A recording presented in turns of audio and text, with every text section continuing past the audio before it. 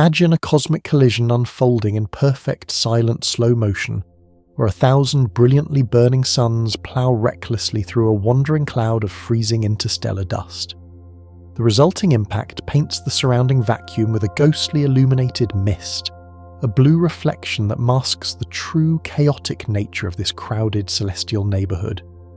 This is not a peaceful gathering, but a high-speed intersection of wandering galactic nomads caught in a fleeting moment of breathtaking illumination.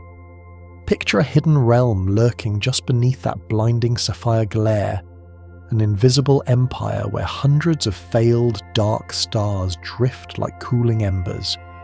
These phantom worlds, born without the mass to ignite their nuclear fires, outnumber their famous siblings and haunt the empty spaces with powerful invisible magnetic storms. They are the silent majority of the night, existing in a permanent state of twilight that remains completely hidden from the unaided human eye. Deep within the churning heart of this magnificent structure, an inevitable countdown ticks toward an era of spectacular destruction and absolute dispersal. The brightest titans are living on borrowed time, destined to detonate in violent supernovae that will eventually shatter the delicate gravitational bonds holding the siblings together.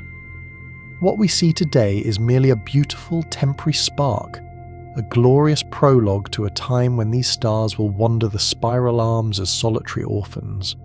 Surprisingly, the sheer violence, unimaginable speed, and immense scale of these distant cosmic forces have absolutely no power to reach you here.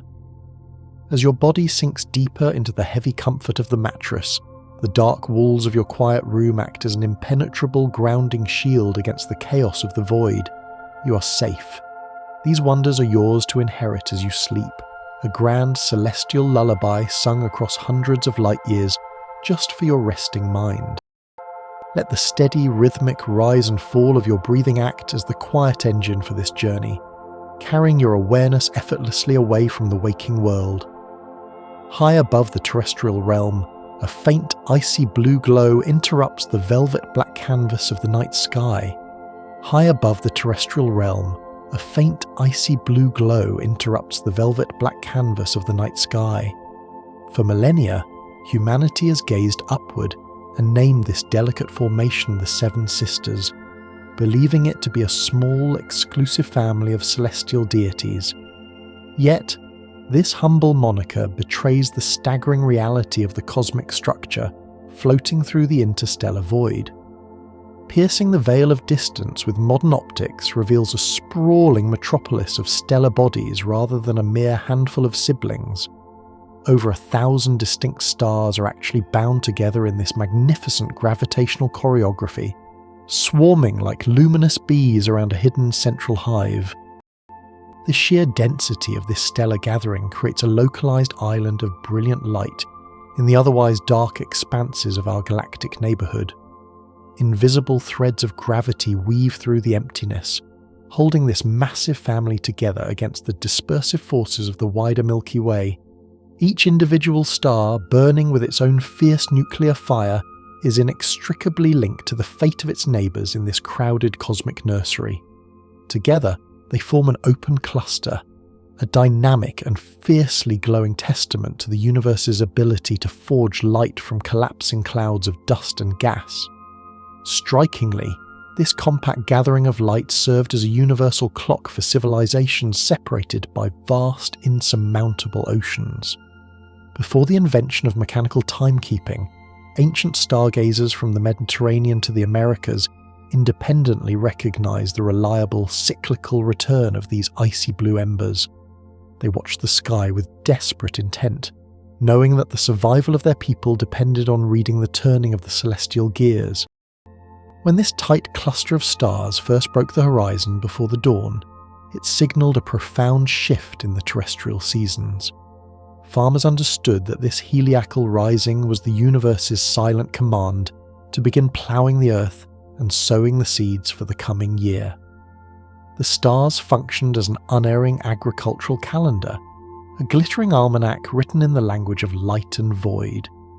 Conversely, their disappearance from the evening sky warned of encroaching winter, prompting ancient societies to harvest their crops and prepare for the bitter cold. It is a haunting realization that the exact same photons of blue light guided the ploughs of Mesopotamian farmers and the planting cycles of indigenous tribes across the globe.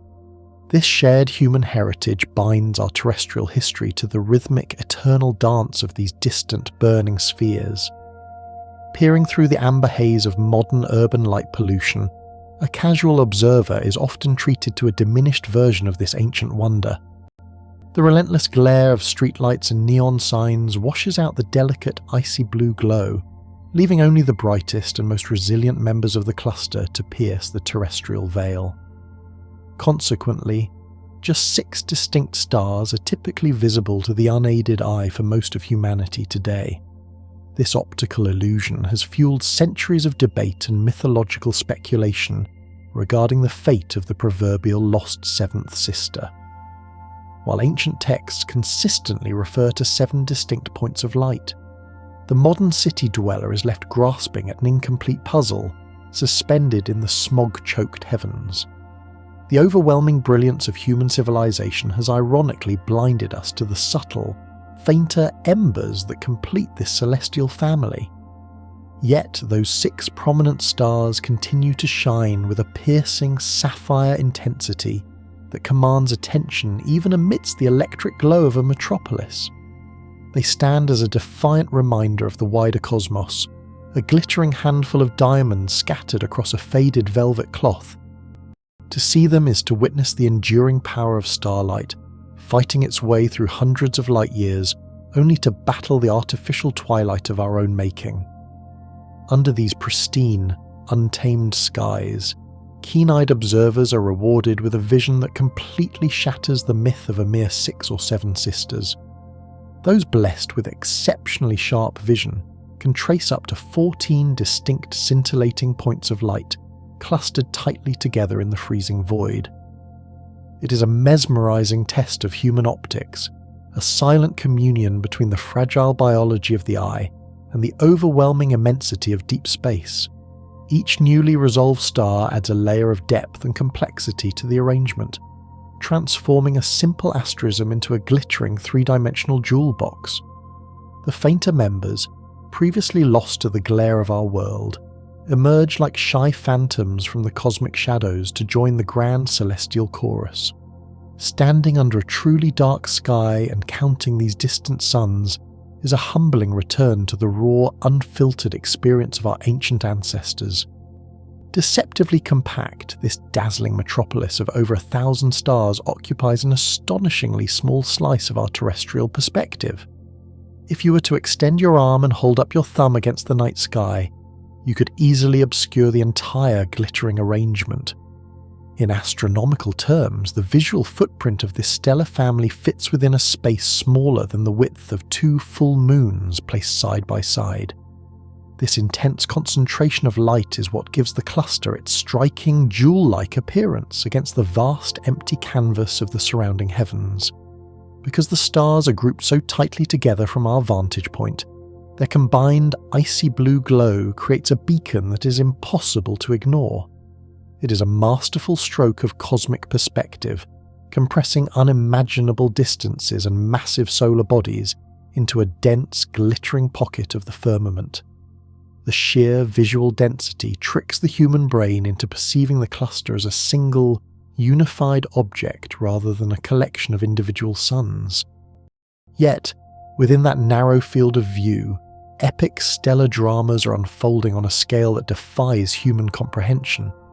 This tiny, glowing keyhole in the sky contains enough mass, energy, and radiant beauty to outshine thousands of solitary stars scattered across the wider galaxy.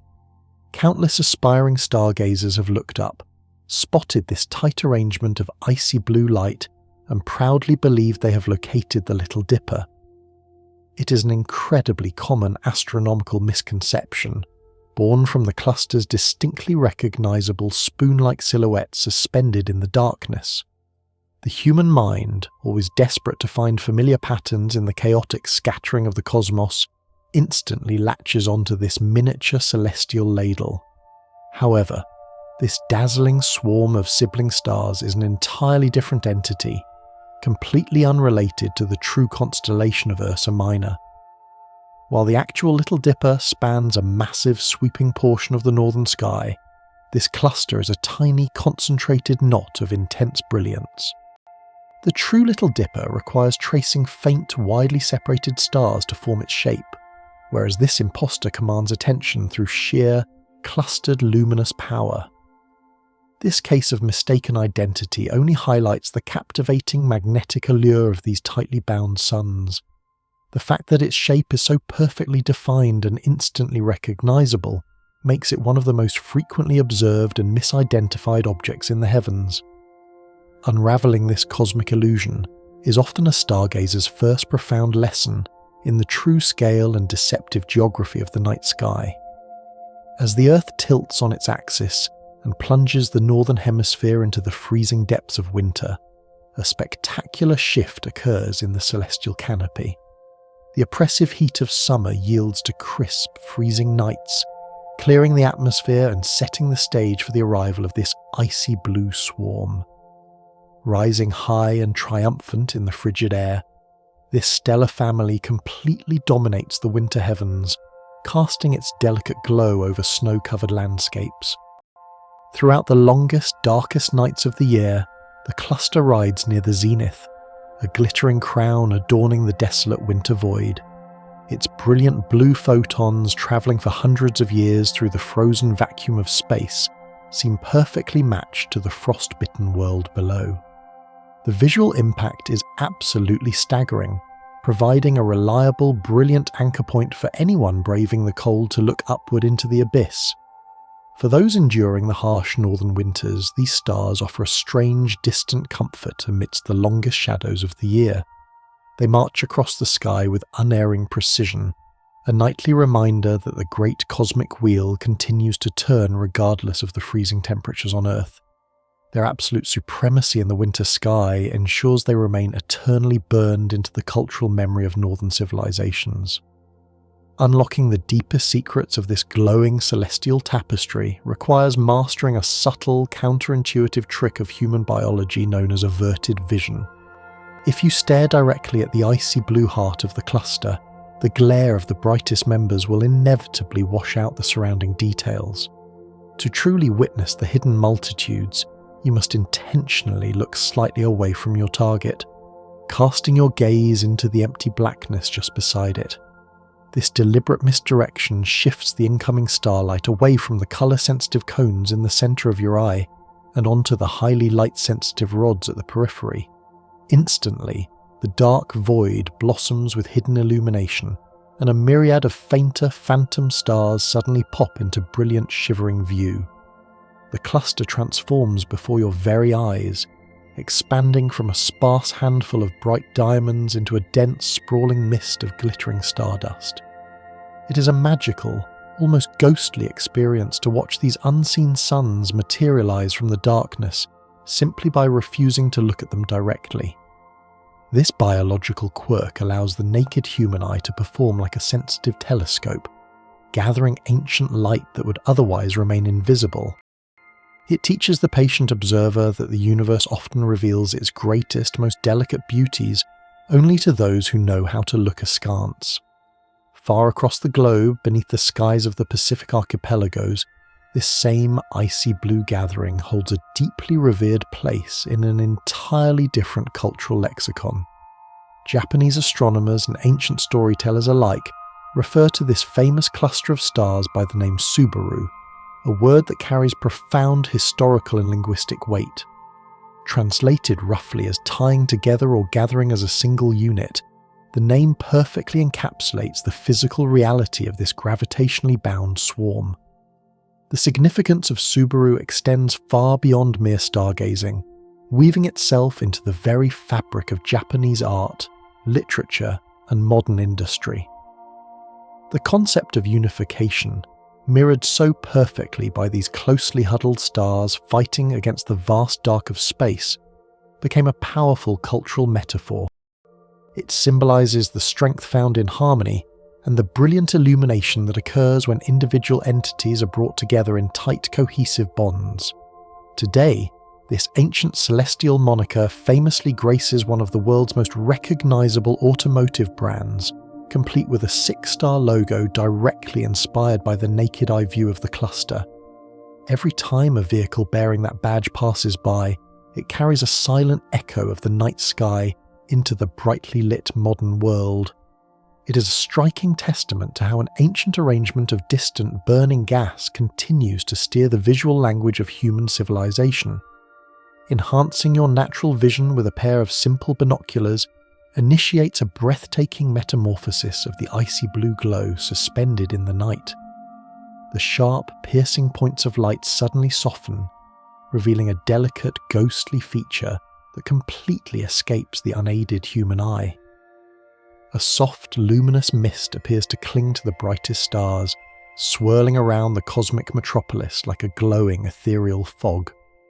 This haunting visual effect transforms the stark, cold geometry of the cluster into a scene of immense, haunting atmospheric depth. The stars no longer appear as isolated pinpricks punched through a velvet curtain, but rather as powerful beacons illuminating a vast hidden sea of interstellar material. It looks as though the stars are caught in a delicate glowing spiderweb, their blue light caught and scattered by unseen cosmic dust.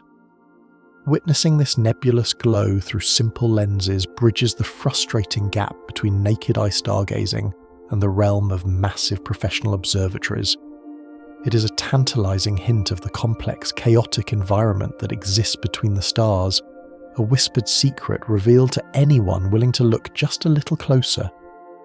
This faint, luminous mist serves as the perfect visual prologue, drawing the observer deeper into the violent, beautiful physics that govern this celestial family. Immersed in the violent, beautiful physics that govern this celestial family, a delicate reflection nebula wraps around the brightest stellar residents like a sprawling, glowing blue fog.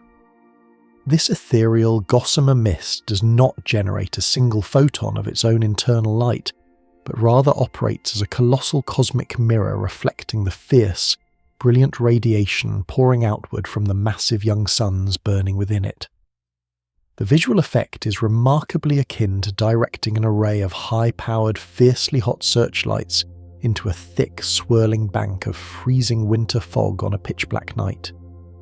Observers peering deeply into the cosmic dark through advanced optics are treated to the sight of a ghostly, diaphanous shroud that gently softens the otherwise harsh, piercing glare of the central stellar fires. The sheer scale of this glowing atmospheric phenomenon is staggering, wrapping multiple solar systems within a single, continuous cloud of brightly illuminated interstellar debris. It transforms the stark, cold geometry of a standard star cluster into a scene of immense, haunting, and almost fluid-like depth that captivates anyone who gazes upon it. This magnificent interplay of radiation and scattered matter provides a vital visual bridge to understanding the invisible forces at work in the cosmos. Without this delicate dust to catch the light, the immense power of these stellar engines would remain entirely invisible in the dark. For many decades, passionate scientists carefully studying this glowing blue fog naturally assumed they were witnessing the exact primordial material from which these blazing stars originally formed. It seemed entirely logical and deeply poetic that this dusty, lingering veil was simply the unconsumed, scattered debris of their ancient shared stellar nursery, slowly dissipating into the void. Theoretical astronomical models painted a compelling picture of aggressive newborn suns gradually clearing away their suffocating birth clouds, forcefully pushing the leftover natal gas outward into the surrounding empty vacuum. This captivating, elegant narrative of stellar birth and its slowly fading afterbirth provided a neat, self-contained and deeply satisfying chronological history for the glittering astronomical family. Researchers confidently believed they were looking at the very cradle of creation, catching the stellar toddlers in the act of tearing apart their own localized cosmic womb. The glowing dust was viewed as a direct, tangible link to the distant past, a luminous fossil record of the monumental gravitational collapse that first ignited the cluster. Generations of astronomy students were taught this beautifully straightforward story of a closed, synchronized cosmic ecosystem perfectly recycling its own materials. It offered a comforting illusion of permanence and orderly progression in an otherwise chaotic and highly unpredictable galactic environment. Surprisingly, modern spectrographic observations and highly precise spatial measurements have completely overturned this once-beloved elegant theory of shared cosmic origins and lingering natal dust. The glowing, wispy tendrils of illuminated material currently entwining the fiercely burning stars are actually part of a completely unrelated wandering interstellar cloud drifting silently through the local galactic arm. This massive, luminous gathering of young suns simply happens to be ploughing directly through a random, isolated patch of dark interstellar debris at this precise, fleeting moment in deep cosmic history. It is a majestic, entirely coincidental collision of two completely separate, distinct cosmic entities crossing paths by sheer chance in the unimaginably vast emptiness of the broader galaxy. The stars are alien invaders violently piercing the quiet solitude of this dark nebula, bringing sudden, overwhelming light to a cloud of dust that had previously slumbered in absolute freezing darkness. This revelation transforms our understanding of the scene from a domestic story of stellar birth into a dramatic, high-speed intersection of wandering galactic nomads. Observing this transient event is akin to watching a brightly lit passenger train speed through a sudden, localized patch of low-hanging fog. The fog itself was always there, quietly hovering in the dark, entirely unseen until the brilliant headlights happened to slice through its center. As you consciously relax the tense muscles in your jaw and let your shoulders sink deeper into your resting posture, consider the beautiful microscopic mechanisms painting this distant celestial canvas. The countless microscopic dust particles suspended within this unrelated drifting cloud are perfectly sized and shaped to scatter the specific, high-frequency blue starlight pouring relentlessly from the massive young suns. This widespread optical scattering process operates on the exact same fundamental physical principles that magically transform our own terrestrial sky into a brilliant, comforting azure dome during a clear day. However, instead of a thin, fragile planetary atmosphere scattering the golden light of a single yellow sun, this is a sprawling, light-years-wide cloud scattering the fierce radiation of dozens of massive blue-hot giants. The tiny grains of cosmic sand act as an infinite army of tiny prisms, catching the incoming photons and bouncing them chaotically in every conceivable direction across the void. The resulting blue wash of colour is a monumental illusion of scale, a localized daytime sky manufactured in the freezing, airless depths of interstellar space. The exact physics of this optical phenomenon dictate that shorter, more energetic wavelengths of light are bounced around far more efficiently than longer, redder ones. Consequently, the cloud is painted in brilliant, shivering shades of sapphire and frost, completely masking the true, multicolored complexity of the underlying dust.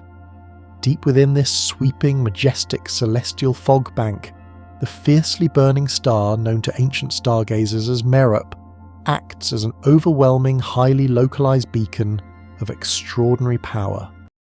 Its intense, punishing radiation is currently illuminating a particularly thick, dense knot of passing interstellar dust with staggering, almost blinding intensity that overshadows its immediate stellar neighbours. This highly concentrated pocket of raw material catches the unrelenting stellar glare so fiercely that it appears as a distinct, sharply defined glowing wedge extending aggressively outward from the burning core. The sheer, frightening proximity of the blazing giant to this thickest, most turbulent part of the passing cloud creates one of the most breathtaking visual contrasts found anywhere in the entire localized galactic region. Dust and starlight wage a silent, brilliantly illuminated war of physics right at the boundary line, creating a chaotic shoreline where the ocean of radiation crashes against the rocky shoals of cosmic debris. This spectacularly bright knot serves as a focal point for astronomers, a perfectly lit laboratory for studying the violent interaction between raw stellar energy and cold, drifting matter.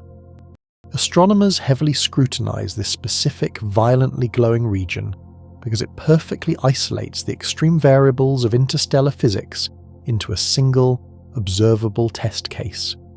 The resulting data helps map exactly how dense clouds of organic matter react when subjected to the ultimate localized extremes of heat and pressure. This beautiful, ghostly illumination cleverly hides a deeply destructive, unstoppable physical process, as the sheer kinetic force of the emitted starlight physically pushes against the delicate drifting dust filaments.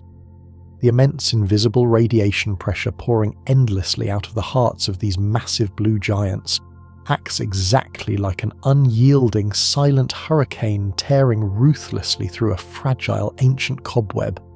Trillions of microscopic grains of solid matter are violently accelerated, heated, and physically blown apart by the relentless, devastating barrage of high-energy ultraviolet photons constantly striking their microscopic surfaces. What looks like a serene, glowing, protective veil from our safely distant terrestrial vantage point is actually a horrifying scene of active, microscopic obliteration, playing out across unimaginable distances. The stars are actively carving vast, echoing cavities into the encroaching dust cloud, using their brilliant light as a devastating physical weapon against the encroaching dark matter. Slowly but surely, the architecture of the nebula is being hollowed out, pushed away, and fundamentally reshaped by the sheer, crushing weight of the light itself. This invisible, crushing wave of photon energy ensures that the localized environment around the brightest suns remains in a state of constant, violent upheaval. The stars are aggressively terraforming their immediate galactic surroundings, sterilizing the local space and pushing the raw materials of creation far into the outer dark. Let the steady, rhythmic rise and fall of your breathing anchor your physical body as we delve into the strange, complex chemical secrets hidden deep within this glowing, torn mist. A vast array of complex, carbon-rich organic molecules suspended within the violently swirling dusty cloud impart a totally unique, hauntingly beautiful signature to the scattered light when analysed by sensitive spectrographs. These microscopic complex hydrocarbons act as tiny cosmic filters, greedily absorbing and then strangely re-emitting highly specific, identifiable wavelengths of the intense ultraviolet radiation washing over them. Identifying these surprisingly complex organic compounds floating freely in the freezing hostile void provides vital, tantalizing clues about the fundamental building blocks of matter, drifting constantly through our broader galactic neighborhood. The presence of these carbon chains suggests that the dark, empty spaces between the stars are secretly teeming with the very same raw chemical ingredients necessary for the eventual formation of distant life. It turns a simple glowing fog into a massive, brilliantly lit reservoir of potential, a floating organic chemistry set irradiated by the fires of young, merciless suns. These sprawling, complex carbon chains are forged in the dying breaths of ancient stars, then set adrift to wander the galaxy for billions of years. Catching them perfectly illuminated in the icy blue glare of this passing cluster offers a rare, brilliantly lit snapshot of the galaxy's grand recycling program. Plunging recklessly forward through the dark at an astonishing 40 miles per second, the dense cluster of stars acts as a massive, blazing physical plough, violently shredding the surrounding gaseous environment. This incredible, terrifying relative velocity transforms what could have been a simple, quiet passing of two clouds into a severely disrupted, highly chaotic wake of torn, screaming material. The sheer, unstoppable kinetic energy of 1,000 massive suns slamming headlong into the quiet interstellar medium creates massive, invisible, crushing shockwaves rippling fiercely through the dark expanse. Like an unstoppable fleet of brightly lit, roaring battleships carving their way through a dense, quiet bank of sea fog, they leave a profoundly turbulent, glowing trail of absolute destruction in their path. The dust does not simply glide past the stars, it is battered, broken, forcefully swept aside, and dragged along in the violent gravitational and radiational wake of the speeding stellar swarm. This is a high-speed cosmic collision playing out over millennia, a slow-motion catastrophe that generates some of the most beautiful, violent vistas visible from our lonely terrestrial outpost. The immense scale of this high-speed cosmic accident creates complex, violently swirling eddies and fluid-like vortices in the gaseous medium that stretch for entire light years. Measuring the precise shape and flow of these torn structures allows astrophysicists to calculate the exact density and hidden mass of the invisible interstellar medium. Capturing the full, terrifying majesty of this incredibly turbulent high-speed interaction requires human astronomers to leave sensitive photographic shutters completely open for hours on end to gather the absolute faintest, rarest photons. When subjected to this painstaking, highly technical method of long exposure, deep sky imaging, the true, extensive and profoundly complex spiderweb structure of the glowing nebula finally emerges from the hiding blackness. Faint, ghostly tendrils of pulverized, glowing dust are suddenly revealed, stretching incredibly far beyond the immediate blinding vicinity of the brightest central suns, forming a massive, interconnected cosmic tapestry. The resulting deeply saturated images showcase an intricate, almost biological network of glowing, stringy filaments that perfectly map the invisible, chaotic magnetic fields and the destructive, swirling paths of the stellar winds. The nebula ceases to look like a simple, uniform fog bank, and instead resembles a violently shattered pane of glowing blue glass, or the fibrous, torn muscle tissue of some colossal celestial leviathan. It is a striking visual testament to the chaotic, fluid dynamics that secretly govern the silent, supposedly empty spaces resting quietly between the burning stars. Without the aid of these long exposure techniques, the true scope of the collision would remain entirely hidden from the limited biology of the human eye. The camera acts as an accumulator of time, piling up faint individual impacts of light until the massive, sprawling reality of the nebula is finally rendered visible. Allow a deep, profound sense of absolute stillness to wash over your resting body, perfectly matching the patient, slow-motion reality of the ancient cosmos unfolding far above your head. This spectacular, violently illuminated intersection between blazing, speeding stars and quietly drifting dust is actually incredibly fleeting on a grand galactic timescale, strictly destined to end entirely in just a few million short years. Eventually, the fast-moving, relentless stellar cluster will completely puncture, cross, and permanently exit this isolated, random patch of interstellar debris, leaving it torn, severely depleted, and fading back into the dark. The brilliant, scattered blue fog that currently defines their iconic appearance will slowly extinguish as the source of illumination races away, plunging the battered dust back into freezing, invisible obscurity. The magnificent sibling stars will simply continue their long, synchronized migration through the vast spiral arm of the galaxy, completely naked once more against the absolute crushing blackness of the infinite void. This realization makes our current magnificent view of the glowing reflection nebula a remarkably lucky, strictly temporary privilege, a brief, beautiful spark in the endless dark eons of deep time. This deep understanding of its impermanence adds a profound, poignant layer of melancholy to the breathtaking beauty of the icy blue reflection. We are simply incredibly fortunate observers who happen to evolve on a rocky planet at the exact right moment in galactic history to witness this fleeting, luminous intersection. Considering our incredibly fortunate timing to witness this fleeting, luminous intersection brings us to the profound, startling infancy of these blazing celestial bodies.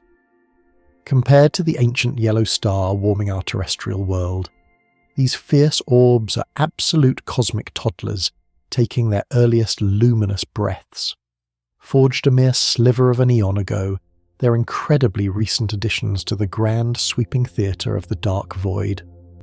While our local sun has been steadily burning for countless epochs, patiently nurturing the slow evolution of a complex biosphere, this distant stellar family just recently opened its blazing eyes.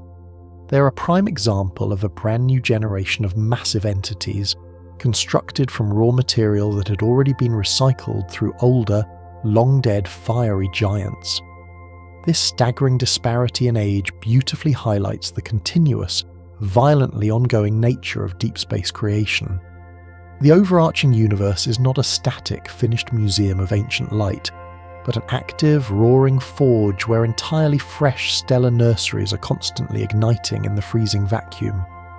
To truly grasp the startling youth of this glowing assembly, observers must look downward into the fossilized, deeply buried strata of our own terrestrial home. While colossal, thunderous reptiles were already dominating the ancient, humid continents of our world, the sky above them was entirely missing this iconic, localized beacon of icy light. The great prehistoric predators of our distant past hunted and slept beneath a distinctly unfamiliar canopy of ancient stars, entirely devoid of the brilliant blue glow we so heavily romanticize today. It was only as the grand, sprawling reptilian dynasties were reaching their absolute apex that the initial photons from this newborn nursery began their incredibly long journey across the endless void. By the time that primordial light finally washed over our planetary atmosphere, the colossal beasts that might have been the earliest to witness it were long buried beneath heavy layers of terrestrial sediment. It is a deeply humbling realization that the complex biology of our fragile home is significantly older and far more deeply established than these fiercely burning massive suns.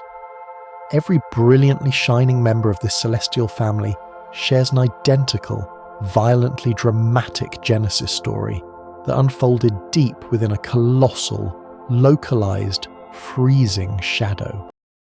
They did not gather here by chance from disparate, widely separated corners of the cosmos, but were simultaneously born from the sudden, catastrophic gravitational collapse of an overwhelmingly vast molecular cloud.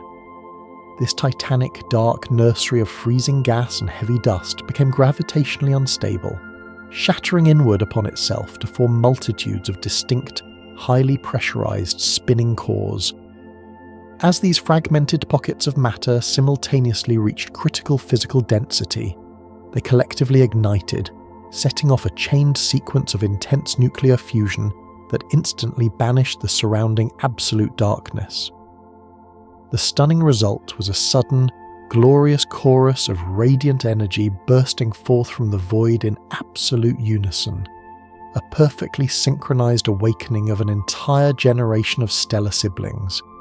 They're a true blood-tied family of massive orbs, forged together in the exact same localized crucible of immense heat and terrifying, crushing pressure. Allow the gentle, steady rhythm of your pulse to ground you firmly in the present moment as we observe the fiercely cleared, empty environment immediately surrounding these newborn siblings. The original suffocating cocoon of raw molecular material that birthed this entire generation has been almost completely eradicated from the immediate localized vicinity.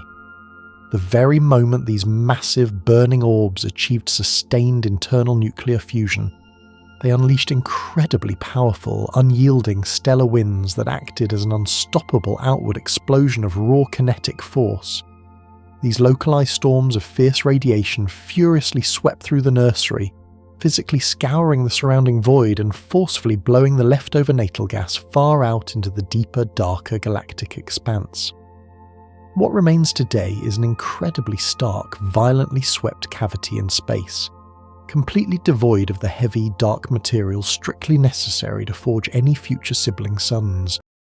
The once fertile nursery has been permanently, violently shut down by the very offspring it produced, leaving the current residents to shine fiercely in an abruptly emptied, newly transparent stellar neighbourhood. Because this localised swarm of light emerged perfectly simultaneously from a purely unified reservoir of collapsing matter, they share an unbreakable, profound chemical bond.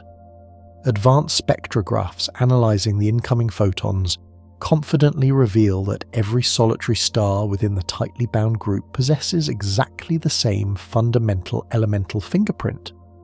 They are quite literally built from the identical batch of ancient cosmic clay, containing the exact same trace amounts of heavy metals, dense carbon and ancient iron, forged by long-dead, violently exploded predecessors. This incredibly rare, beautifully uniform metallicity turns the entire glowing cluster into an absolutely perfect, highly controlled laboratory environment for astrophysicists desperately trying to understand the deepest nuances of stellar evolution. By knowing that every blazing entity started with the exact same chemical ingredients at the exact same moment in deep time, scientists can isolate pure mass as the singular determining factor in how each individual sphere ultimately matures. It is a beautifully clean, naturally occurring grand experiment that entirely strips away the chaotic, frustrating variables usually found when studying isolated, randomly scattered suns across the broader cosmos. The undisputed tyrannical rulers of this newly swept cosmic territory are a class of exceptionally massive, terrifyingly hot entities, formerly classified by astronomers as B-type stars. These dominant, drastically oversized titans are singularly responsible for producing the overwhelming majority of the fierce, piercing radiation that defines the cluster's iconic, glittering, jewel-like aesthetic. Burning at roaring surface temperatures that absolutely dwarf the gentle, warming output of our local yellow sun, they emit the vast bulk of their terrifying energy in the highest, most energetic ultraviolet frequencies. This extreme thermal output is precisely what consistently generates the signature, shivering blue light that allows the entire cohesive group to be easily seen across immense distances of empty, freezing space. Their blinding, absolute supremacy creates a stark, highly localized environment that is exceptionally hostile and profoundly destructive to any delicate, forming structures attempting to coalesce nearby. The sheer intensity of their azure, piercing glare completely drowns out the faint light of their smaller, much cooler siblings, ensuring these massive giants remain the only visible members to casually observing eyes.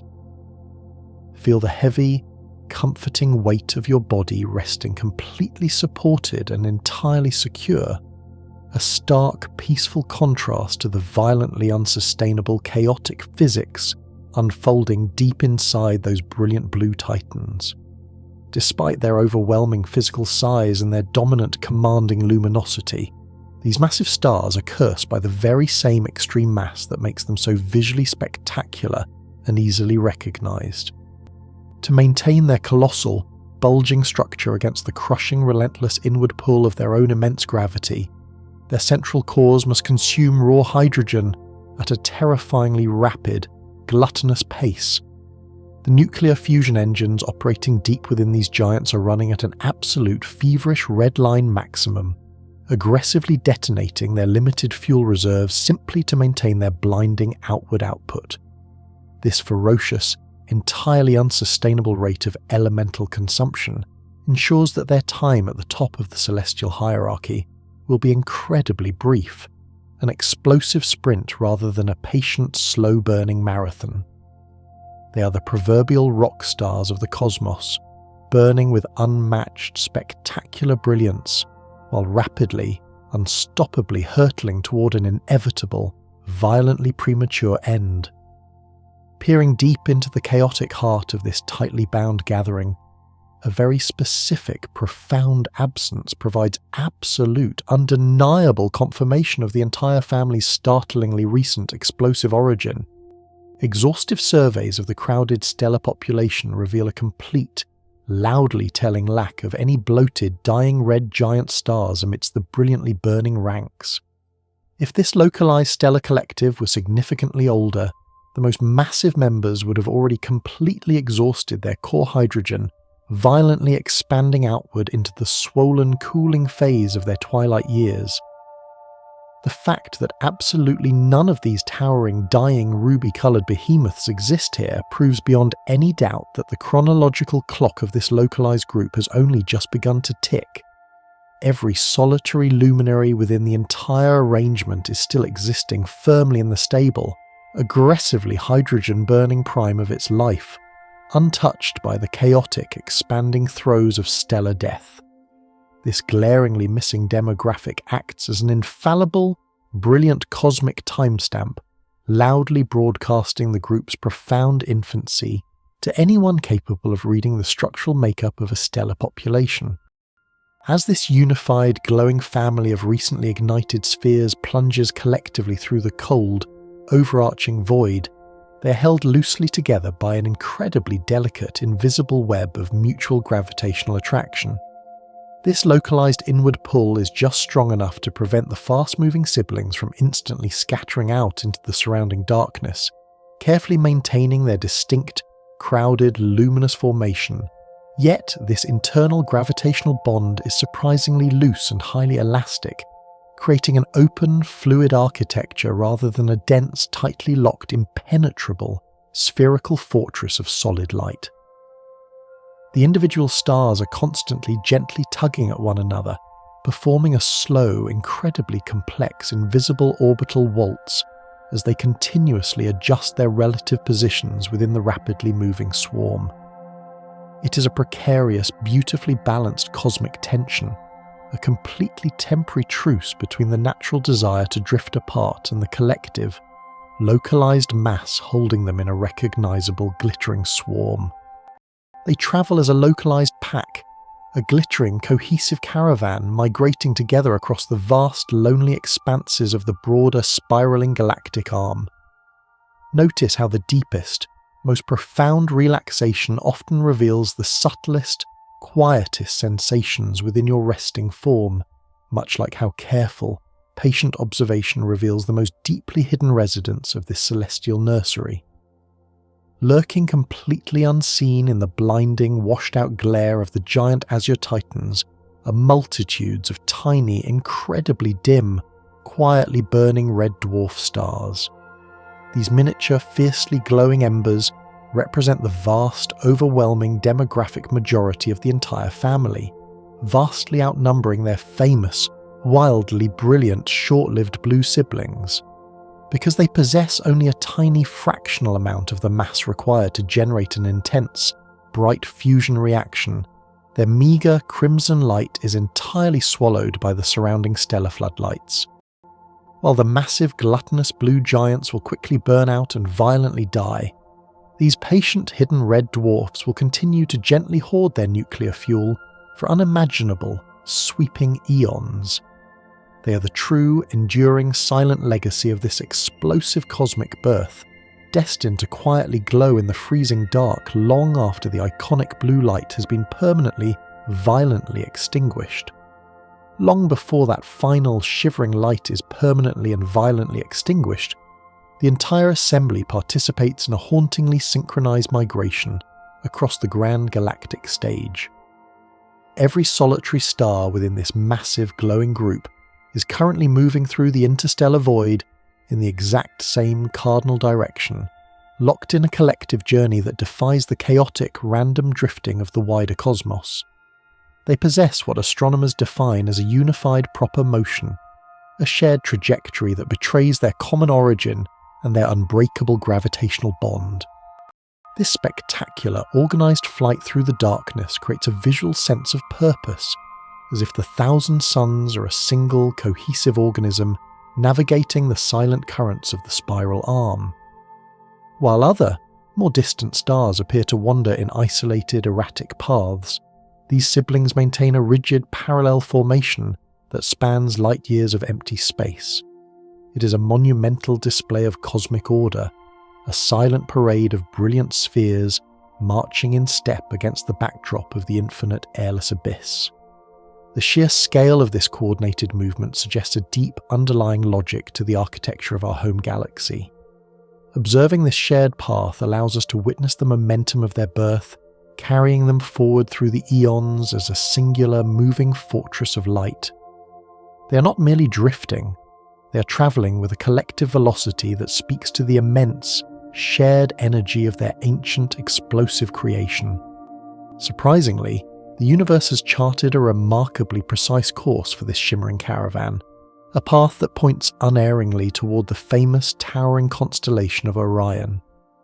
To a terrestrial observer, it appears as though this tight-knit family of stars is making a slow, deliberate pilgrimage toward the great celestial hunter who eternally pursues them across the night. This specific projected trajectory is a foundational piece of data that allows scientists to calculate exactly where the cluster has been and where it is destined to go. The alignment with Orion is a beautiful coincidental irony given the many ancient myths that link these two distinct features of the night sky together. While the stars themselves are moving independently of the background constellations, their shared vector creates a sense of narrative momentum that bridges the gap between science and storytelling. This invisible arrow in the sky defines the cluster's place within the larger, churning machinery of the galactic disk, anchoring their flight to a recognizable landmark. By tracking this specific direction over many decades, researchers can verify the incredible stability of the cluster's internal structure. Despite the vast distances involved, the stars do not veer from this shared heading, maintaining their formation with the disciplined precision of a migrating flock of birds. It is a long-distance trek that has already lasted for millions of years and will continue long after our own civilizations have faded into the dust of history. Travelling as a singular unified swarm, the cluster hurtles through the surrounding interstellar medium at a speed that utterly defies any sense of terrestrial comprehension. Relative to our own solar system, these 1,000 suns are rushing through the void at a velocity exceeding 25 miles every single second. This silent, high-speed dash occurs without a sound, a terrifyingly fast migration through the freezing vacuum that carries the family across billions of leagues of empty territory. This incredible speed ensures that the visual arrangement of the cluster is constantly, albeit slowly, changing its position relative to the more distant stationary stars. If we could compress millions of years into a few moments, we would see the cluster streaking across the sky like a brilliant slow-motion comet made of fire and ice. Their momentum is a direct result of the complex gravitational ballet performed by all the mass within our spinning galaxy, pulling and pushing the cluster through the spiral arms. Even as they rush forward, the stars maintain their relative distances from one another, preserved by the fragile tether of their mutual attraction. It is a high-stakes, high-velocity journey through a landscape of dark matter and hidden gas, a testament to the sheer kinetic energy that drives the evolution of the cosmos. This rapid motion serves as a constant reminder that the night sky is not a static photograph, but a dynamic, roaring engine of movement and light. As you feel the subtle stillness of your resting limbs and the quiet, heavy comfort of your posture, consider the immense invisible forces tugging at the edges of this stellar family. Deep within the larger structure of the Milky Way, the outer members of this glowing group are slowly and inevitably being stripped away by the relentless gravitational tides of the galaxy. The massive central bulk of our home galaxy exerts a constant, uneven pull that acts as a silent, invisible wind, slowly eroding the boundaries of the cluster. This process of tidal stripping is a slow-motion tragedy, where the stars on the furthest periphery find their internal bonds weakened by the overwhelming influence of the galactic core. One by one, these distant siblings lose their grip on the family and are cast out into the lonely, surrounding darkness to wander the spiral arms as solitary orphans. The once crowded metropolis of light is gradually being thinned at its borders, its population slowly leaking away into the vast empty reaches of the interstellar medium. This erosion is a fundamental part of the life cycle of any open cluster a gradual shedding of mass that signals the eventual transition from a unified group to scattered individuals. The galaxy itself acts as a master sculptor, slowly carving away the edges of the cluster and reclaiming the stars for its own wider, disorganized population. It is a quiet, persistent reminder that even the most beautiful celestial families are subject to the overwhelming, disruptive power of the greater universe. This cosmic structure is not a static arrangement, but a churning three-dimensional whirlpool of internal activity where the stars participate in a complex, localized dance. Driven by their mutual gravitational attraction, the siblings do not merely move forward, they slowly and gracefully orbit the invisible center of mass that defines the heart of the cluster. This internal motion is a delicate, synchronized choreography that prevents the stars from collapsing inward or flying apart into the void. Individual suns spiral around this hidden gravitational anchor, creating a dynamic, fluid architecture that is constantly shifting and reorganizing itself over the millennia. From a distance, the group appears as a single glowing point, but a closer view reveals a chaotic, beautiful tangle of intersecting paths and varying velocities. It is a localized ecosystem of gravity, a self-contained world where the laws of motion are dictated by the collective weight of 1,000 burning spheres. This internal swirling ensures that the cluster remains a vibrant, evolving entity, rather than a frozen monument of light. The stars are constantly swapping positions, diving toward the dense core before swinging back out toward the lonely, dark edges of the formation. This restless energy is the very heartbeat of the cluster, a physical expression of the invisible threads that hold the family together against the crushing emptiness of space. If we were to look closer at the chaotic center of this dense pack, we would witness a violent and unpredictable game of gravitational billiards. Within the crowded heart of the cluster, sibling stars frequently pass dangerously close to one another, their massive gravity wells overlapping in a brief, intense struggle for dominance. These close encounters result in a sudden, dramatic exchange of kinetic energy that can fundamentally alter the life path of every star involved in the meeting. Occasionally, these gravitational tug-of-wars become so extreme that a smaller, less massive member of the family is forcefully accelerated to an incredible velocity. This sudden, violent boost acts as a cosmic slingshot, ejecting the unfortunate star entirely out of the cluster and sending it hurtling into the lonely surrounding darkness. These outcasts are banished from the warmth of the family forever, destined to spend the rest of eternity as rogue travelers in the vast empty reaches between the galactic arms.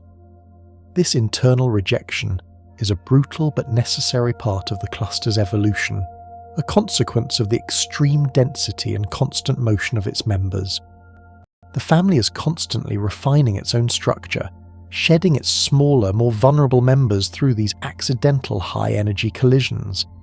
It is a haunting image of a stellar community that, through its own internal friction, occasionally exiles its own children into the cold, infinite night.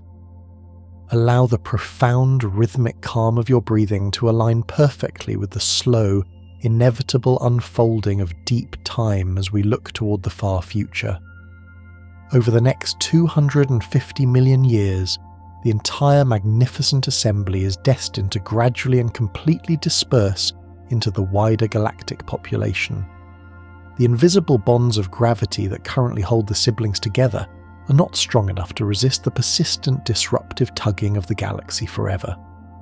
This eventual dissolution is a slow, quiet fade rather than a sudden, violent explosion, a gradual loosening of the ties that have defined the family since its birth. The stars will slowly drift further and further apart, their shared trajectory becoming increasingly blurred by the unique gravitational influences they encounter on their long journey. The tight, recognizable knot of icy blue light will eventually stretch, fray, and dissolve until it is nothing more than a faint, unidentifiable smear of light against the velvet black. 250 million years is a vast, unimaginable span of time by human standards, yet in the life of a galaxy, it is merely a single, fleeting afternoon. By the time the cluster's fully evaporated, the Earth will have completed a full, grand orbit around the centre of the Milky Way, and our world will be unrecognisable. The disappearance of this iconic landmark is a guaranteed certainty, a quiet end to a spectacular story of light and brotherhood. Deep within the vast, spiralling architecture of our home galaxy, the fate of every collective stellar nursery is eventually one of solitary, lonely wandering. Once the cluster has fully dispersed, the former siblings will become isolated, solitary travellers scattered haphazardly across the sprawling reaches of the galactic spiral arm. They will lose all visual and gravitational connection to their original family, blending into the background population of billions of other anonymous stars. The brilliant icy blue giants will have long since perished, leaving only the smaller, more patient members to wander the darkness as lone survivors of a forgotten age. These individual suns will continue to burn for billions of years, carrying the chemical signature of their birth nursery as a silent internal secret. They will become the nomadic citizens of the galaxy, unanchored and independent, drifting through the void without a home or a pack. This transition from a crowded, luminous metropolis to a scattered collection of lonely individuals is the ultimate destiny of almost all stars born in the crowded nurseries of the disk. It is a poignant cyclic process that ensures the material and the energy of a single cluster are eventually distributed throughout the wider galaxy. The memory of the group will exist only in the shared elemental fingerprints of the stars as they move further and further away from their point of origin. Surprisingly, our own local sun carries the invisible scars and chemical echoes of a remarkably similar ancient family history that has long since been lost to the eons. Astronomers believe with a high degree of confidence that our parent star likely originated in a massive crowded stellar cluster billions of years ago, surrounded by thousands of forgotten siblings. Long before the Earth was even a pocket of dust, our sun participated in its own synchronized migration and internal gravitational dance. The cluster that birthed our solar system has since completely dissolved, its members scattered so thoroughly across the Milky Way that they are now impossible to identify with certainty. We are currently living in the aftermath of a dispersal similar to the one that will eventually claim the Seven Sisters, existing as a solitary system in a neighbourhood of strangers. Our sun is a lone traveller, a survivor of a dissolved family that has been wandering the galactic arms for over 4 billion years. This realisation creates a profound personal connection between our own terrestrial existence and the shimmering, distant group we observe tonight. When we look at that tight knot of blue light, we're seeing a reflection of our own ancient past, a living laboratory showing us what our own cosmic neighbourhood might have looked like in its infancy. We're watching a story that our own star has already finished, a beautiful high-energy prologue to the quiet, solitary stability we enjoy today. Notice how the absolute, unmoving weight of your resting body provides a stable frame of reference, much like how this moving cluster serves as a vital anchor for our understanding of the galaxy. Mapping the exact complex trajectories of these thousand stars helps modern astronomers understand the dynamic, fluid motions of the wider Milky Way with unprecedented precision. The cluster acts as a high-speed probe, its synchronized movement revealing the invisible, churning currents of gravity and dark matter that steer the entire galaxy. By observing how the cluster reacts to the tug of the galactic core and the push of the spiral arms, scientists can calculate the hidden mass and the complex structure of our galactic home. The family of stars becomes a luminous marker in the dark, a measurable point of reference in an environment that is otherwise incredibly difficult to map. Their journey is a data set, a long-term experiment in orbital mechanics that reveals the secret, slow-motion choreography of the entire Milky Way. This scientific utility adds a layer of objective value to the subjective beauty of the icy blue glow, turning a poetic wonder into a precise navigational tool. We use their flight to learn the secrets of the very galaxy that is slowly, inevitably tearing them apart, finding knowledge in the process of their eventual destruction. The cluster's final legacy is one of enlightenment, providing the maps we need to navigate the immense, dark and beautiful complexity of the home we all share. This enlightenment regarding the visible members of the cluster reveals only a fraction of the astronomical truth, for a silent, hidden majority dwells within the same cosmic home. Deep within the shadows of the brilliant blue giants, up to a quarter of all the objects in this cluster are actually failed stars known as brown dwarfs. These phantom entities populate the cluster in staggering numbers, far outnumbering many of their more luminous and famous siblings, while remaining entirely invisible to the naked eye. They represent a massive, overlooked population that exists in the silent gaps between the brilliant fires of the true burning suns. While the blue giants demand our attention with their fierce and short-lived radiation, these brown dwarfs provide a more stable and numerous foundation for the cluster's physical population. They are the quiet, numerous citizens of this stellar metropolis, drifting through the dark with a persistence that the larger stars cannot hope to match. Their presence was once a mere theoretical possibility, a ghost in the complex equations of early astronomers who suspected there were objects too small to shine. Now, we recognize them as a fundamental component of the cluster's anatomy, a dark mirror to the brilliant family we see from our planetary surface. To truly understand the Pleiades is to acknowledge this vast hidden congregation of failures that nonetheless hold their place in the gravitational family. These mysterious bodies are the celestial middle ground, born with the ambition of stars but denied the ultimate ignition of true nuclear fire. They simply lack the critical mass required to crush hydrogen atoms together in their cores and sustain a self-perpetuating furnace of self-sustained light. Consequently, they remain perpetually stuck in a state of arrested development, forever unable to join the ranks of the true burning suns that populate the rest of the cluster. The physics inside these failed orbs is a story of immense pressure that never quite reaches the tipping point of a sustainable chain reaction. Gravity tried with all its might to forge a star, pulling material inward until the core became unimaginably dense and hot, yet the spark of fusion never caught. It is a quiet, cold stalemate, where the inward crush of mass is balanced by the simple structural push of atoms rather than the outward roar of nuclear energy. Because they never ignite, they do not experience the violent high-energy phases that define the life of a standard star. They are destined to remain as they were born, dim, heavy, and eternally cooling in the freezing darkness of the void. They serve as a stark reminder of the precision required for the universe to turn a simple ball of gas into a light-giving sun, showing that even the smallest shortage of material can result in a lifetime of darkness. Surprisingly, these failed stars emit the vast majority of their meager energy as invisible infrared light, a low-frequency heat that eludes the narrow biological range of the human eye. Because they do not shine with the visible brilliance of their siblings, they remained completely hidden from even the most powerful optical telescopes until the very recent decades of human history.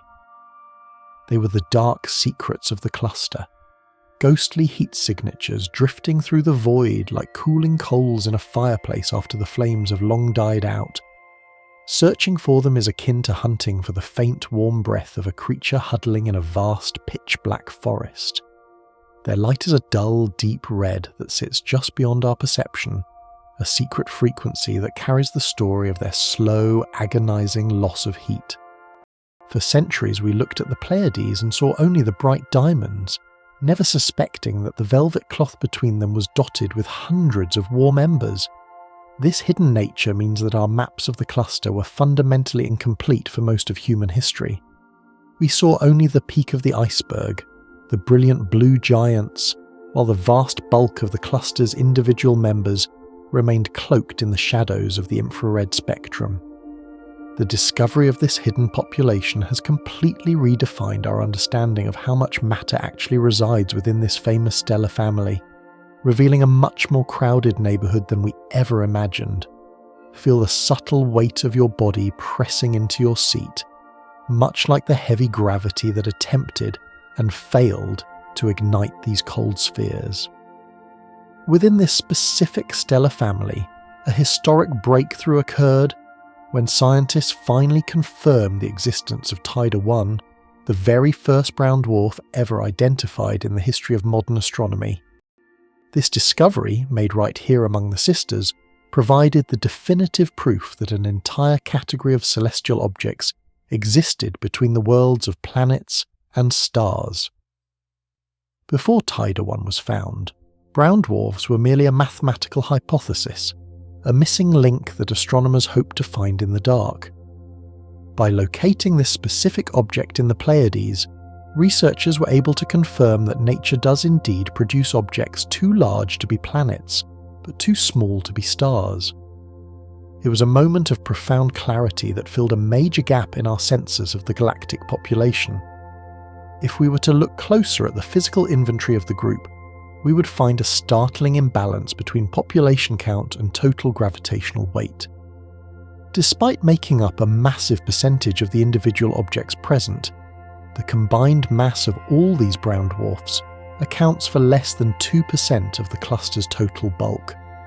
They are the lightweights of the family, numerous but physically insubstantial compared to the heavy blue giants that dominate the gravitational landscape.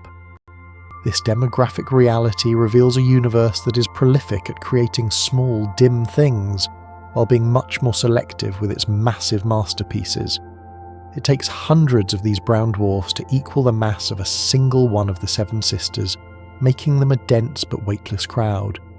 They are like the thousands of small pebbles at the bottom of a river, numerous and omnipresent, yet the overall flow of the water is dictated by the massive boulders. Their low mass also means they have a much weaker gravitational influence on the cluster's overall structure than their numbers might suggest. They follow the lead of their larger siblings. Caught in a dance, they have no power to lead or significantly alter. They are the background actors in the cosmic play, providing the necessary depth and numbers without ever taking the spotlight or driving the plot of the cluster's long-term evolution. Notice the quiet stillness of your breath, a peaceful contrast to the invisible magnetic storms raging around these dim orbs. These failed stars are locked in a slow, inevitable descent toward absolute thermal silence, destined to spend eternity as freezing cosmic cinders. Without an internal nuclear engine to generate fresh heat, they can only radiate away the energy gathered during their initial gravitational collapse millions of years ago. Over billions of years, they will gradually dim and grow cold, becoming invisible phantoms haunting the empty spaces of the galaxy. Their journey is one of gradual loss, a long and quiet cooling that will eventually leave them at the same temperature as the background radiation of the universe. Unlike their brothers who will end in explosive glory or swell into red giants, these dwarfs simply fade away like a memory into the dark. This slow death makes them some of the most enduring objects in the cosmos, long-lived because they do so little and burn nothing.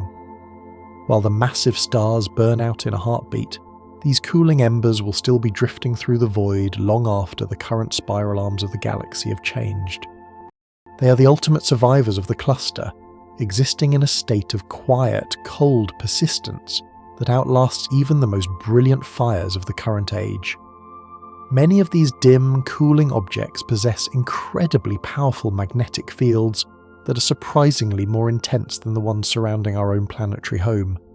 These invisible magnetic webs trap high-energy particles from the surrounding space, generating immense, shimmering auroras that would dwarf any light show ever seen on Earth.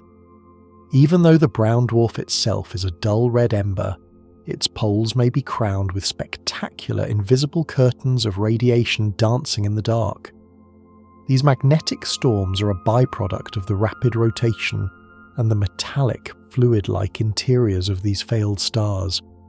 As they spin, they whip their magnetic fields into a frenzy, creating a localized environment of intense energy and electrical discharge. If we could see in the radio or X-ray spectrum, these cold objects would suddenly flare to life, appearing as crackling, vibrant centers of activity. It is a beautiful paradox that such a cold and dim object can host such a violent and energetic atmospheric display. The auroras provide a ghostly halo of light around an object that is otherwise nearly black, a secret crown of colour worn in the absolute solitude of the void. These magnetic signatures are often the only way we can detect the smallest members of the family from our distant terrestrial vantage point, revealing their presence through the invisible energy they radiate. Let the heaviness of your hands remind you of the slow, steady passage of time that these cooling embers so perfectly measure. Uncovering these shy, low-temperature residents requires the use of specialised heat-sensing telescopes placed high above the obscuring, watery atmosphere of our own planet. These instruments operate in the infrared spectrum, seeking out the faint, warm whispers of objects that are far too cold to glow with any visible light. These telescopes act as a bridge between our limited senses and the vast, hidden reality of the infrared universe. They reveal that the empty space within the Pleiades is actually teeming with life and heat, filled with objects that were once considered mere myths. Every new infrared survey adds more dots to our map, proving that the family is far larger and more complex than we ever dared to imagine when we only looked with our eyes. This structure of the universe challenges our simple categories, as some of the smallest brown dwarfs in the group blur the line between super Jovian planets and true stars. They occupy a confusing twilight realm where their mass is just high enough to be more than a gas giant, but too low to be a sun. They are the transitional species of the cosmos, showing us that the boundary between a world and a star is a spectrum rather than a sharp cliff. In the heart of this cluster, there are objects that look exactly like Jupiter, but have enough mass to briefly fuse heavy hydrogen in their cores. They're too warm to be simple planets, but far too cool to be considered stars in the traditional sense. This overlap creates a fascinating problem for astronomers, forcing them to rethink how we define the very building blocks of the galaxy and where one type of object truly begins. By studying these borderline objects, we gain insight into the fundamental limits of how much matter is needed to create a light giver. They show us that nature does not always work in neat labelled boxes, but instead prefers a messy and beautiful continuum of possibilities. These planet-star hybrids are the ultimate examples of the cluster's diversity, proving that every scale of creation is represented in this one tiny crowded patch of the winter sky. Deep within the physics of these cooling spheres lies a secret that allows us to date the birth of the entire family with incredible precision. Because these failed stars do not have complex nuclear cycles to complicate their internal physics, their slow and predictable cooling rates provide an incredibly accurate cosmic clock for measuring the cluster's age. By calculating exactly how much heat a brown dwarf has lost since its formation, astronomers can work backward to determine the precise moment the entire family was born. They are the ultimate chronometers of the night, their fading warmth telling the story of the cluster's birth with unparalleled accuracy. While larger stars are difficult to age because their lifespans depend on so many variables, a cooling brown dwarf follows a very simple and reliable path. It is a celestial hourglass, where the falling grains are photons of infrared light, ticking away the millions of years with silent, steady reliability that never wavers. Using this method, scientists have confirmed that the Pleiades were ignited roughly 100 million years ago, a date that matches other, less precise measurements. The brown dwarfs are the silent historians of the group, carrying the date of their creation in the very temperature of their crust. They provide the final, definitive answer to the question of when this magnificent journey began, anchoring the cluster's history in the cold, hard facts of celestial thermodynamics. Shifting away from the hard facts of stellar age, we encounter the maddeningly difficult and turbulent search for the smaller worlds that might orbit these young giants. The overwhelming, brilliant glare of the primary stars creates a nearly impenetrable veil for modern planet hunting technology. Because these massive suns spin with such terrifying speed and pulse, with erratic energy, the subtle signals of an orbiting planet are completely swallowed by the star's own internal chaos. Traditional methods like measuring a tiny dip in light or a slight gravitational wobble become virtually useless in such a noisy celestial environment, astronomers must sift through mountains of data, trying to distinguish a true planetary signature from the natural violent outburst of a star in its volatile youth. It is a pursuit of shadows amidst a blinding sapphire flood, a task that pushes our current scientific instruments to their absolute limits. The rapid rotation of these blue giants flattens their poles and creates uneven surface temperatures, further complicating the delicate mathematics of planet detection. We are left looking into a hall of mirrors where every flicker could be a new world or simply a spasm of a growing star. This technological wall ensures that while the stars are famous, their hidden children remain some of the most elusive targets in the galaxy. Surprisingly, the silence of the cluster extends beyond the absence of dying stars to a total lack of mature, fully formed gas giants circling the primary suns.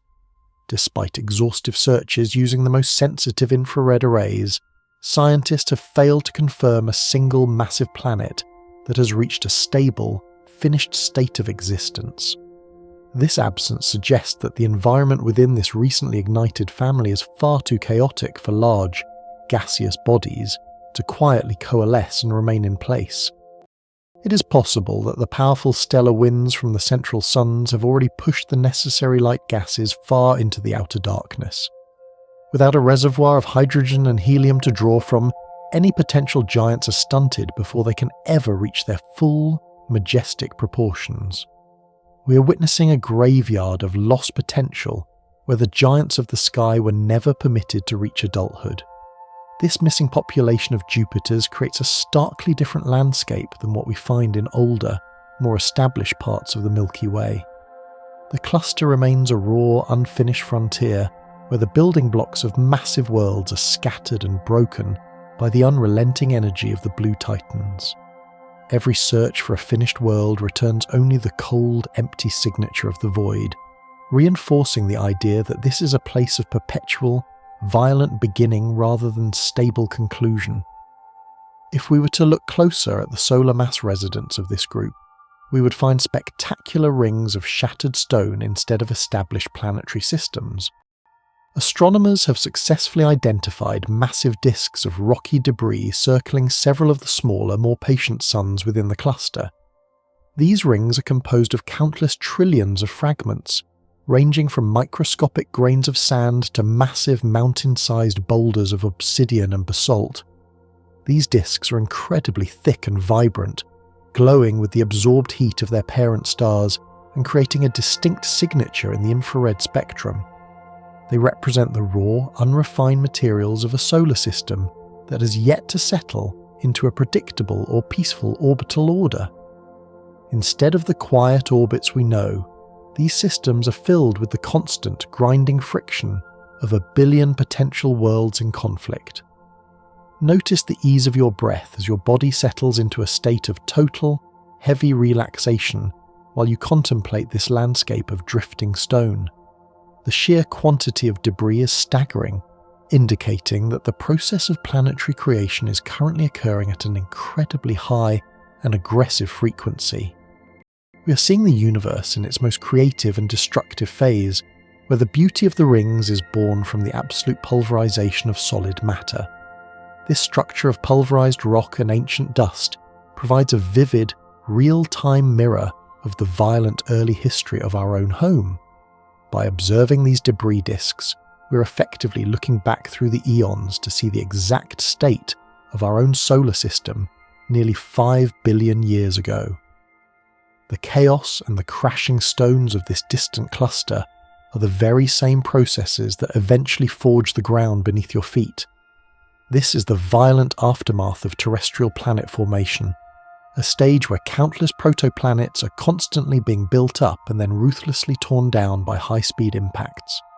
The debris we see is the signature of a world-building engine running at full power, turning a simple cloud of dust into a complex system of rocky spheres. It is a humbling realization that our own peaceful and stable world began in a state of such absolute and unyielding carnage. Every collision in that distant disk is a step toward a possible future, a chaotic sorting process that favors the largest and most resilient bodies. The dust that catches the starlight today will eventually become the core of a planet or the crust of a moon, if only it can survive the current era of violence. We are witnessing the birth pains of a new solar system, a process that is as beautiful as it is devastatingly loud and chaotic. Deep within the heart of the cluster, a star known as HD 23514 sites at the centre of a particularly horrific and brilliant celestial accident. This specific sun is surrounded by an extraordinary and unprecedented amount of hot dust that defies all standard models of stellar evolution. Detailed analysis suggests that this immense shroud of debris was caused by two fully formed terrestrial planets crashing together in a head-on, high-speed collision. This monumental impact would have been a sight of terrifying beauty, instantly vaporizing millions of tons of rock and sending a shockwave of liquid stone out into the vacuum. The resulting cloud of hot dust still clings to the star, a glowing tombstone for two worlds that will never know the quiet stability of a mature orbit. It is one of the most violent events ever recorded in our local galactic neighbourhood, a direct proof of the orbital instability that defines the cluster. The heat from this impact is still radiating away, providing astronomers with a rare opportunity to study the chemistry of a planetary interior as it is scattered into space. We are seeing the guts of two worlds exposed to the cold light of the stars, a final glowing testament to their brief and tragic existence. This star stands as a warning that in the youth of a cluster, the path to maturity is paved with the wreckage of failed attempts at stability.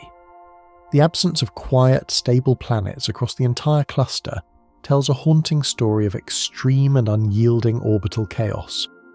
Because the stars are packed so tightly together and are moving with such high relative speeds, their gravitational fields are constantly overlapping and disrupting one another. Any planet attempting to find a peaceful circular path is immediately tugged and warped by the passage of a neighbouring sun or a massive blue giant.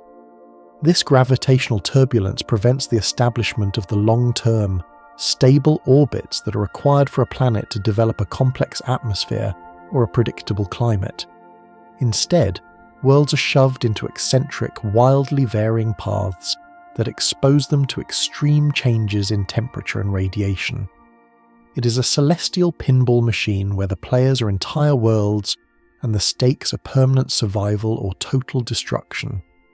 Allow your hands to rest in a position of complete stillness, feeling the steady, quiet warmth of your own skin, while the stars above continue their restless, tugging war. This instability ensures that the cluster remains a place of transition rather than a permanent home for life. The very beauty of the cluster, its dense and glittering nature, is the very thing that prevents its planets from ever knowing peace or longevity. High levels of relentless ultraviolet radiation from the dominant blue giants act as a devastating invisible wind, scouring the cluster of its gaseous potential. This process of photoevaporation literally peels the atmospheres away from any nearby forming worlds, leaving them as naked, scorched husks of rock and iron. Even if a planet manages to gather a thick envelope of air, the fierce sapphire glare of the siblings can strip it away in a mere few million years. This radiation is so intense that it can dismantle the delicate chemical bonds of an atmosphere before they have a chance to settle and protect the surface. The result is a population of sterilized worlds, their surfaces exposed to the raw, unfiltered vacuum of space and the full power of their parent stars. The blue giants are like overbearing parents whose very presence makes it impossible for their children to develop their own protective layers. Only the planets orbiting at immense distances or those protected by powerful magnetic shields have any hope of retaining a whisper of an atmosphere. This creates a stark, desolate environment where the land is dry and the skies are non-existent, a place of high contrast and absolute exposure. The light that makes the cluster so famous on Earth is the very same light that acts as a blowtorch against the potential for alien air. Some rogue planets might wander entirely freely through the dark gaps of the cluster, unattached to any host sun. These wandering worlds exist in a state of absolute and permanent night, drifting through the interstellar void without the warmth or the light of a parent star.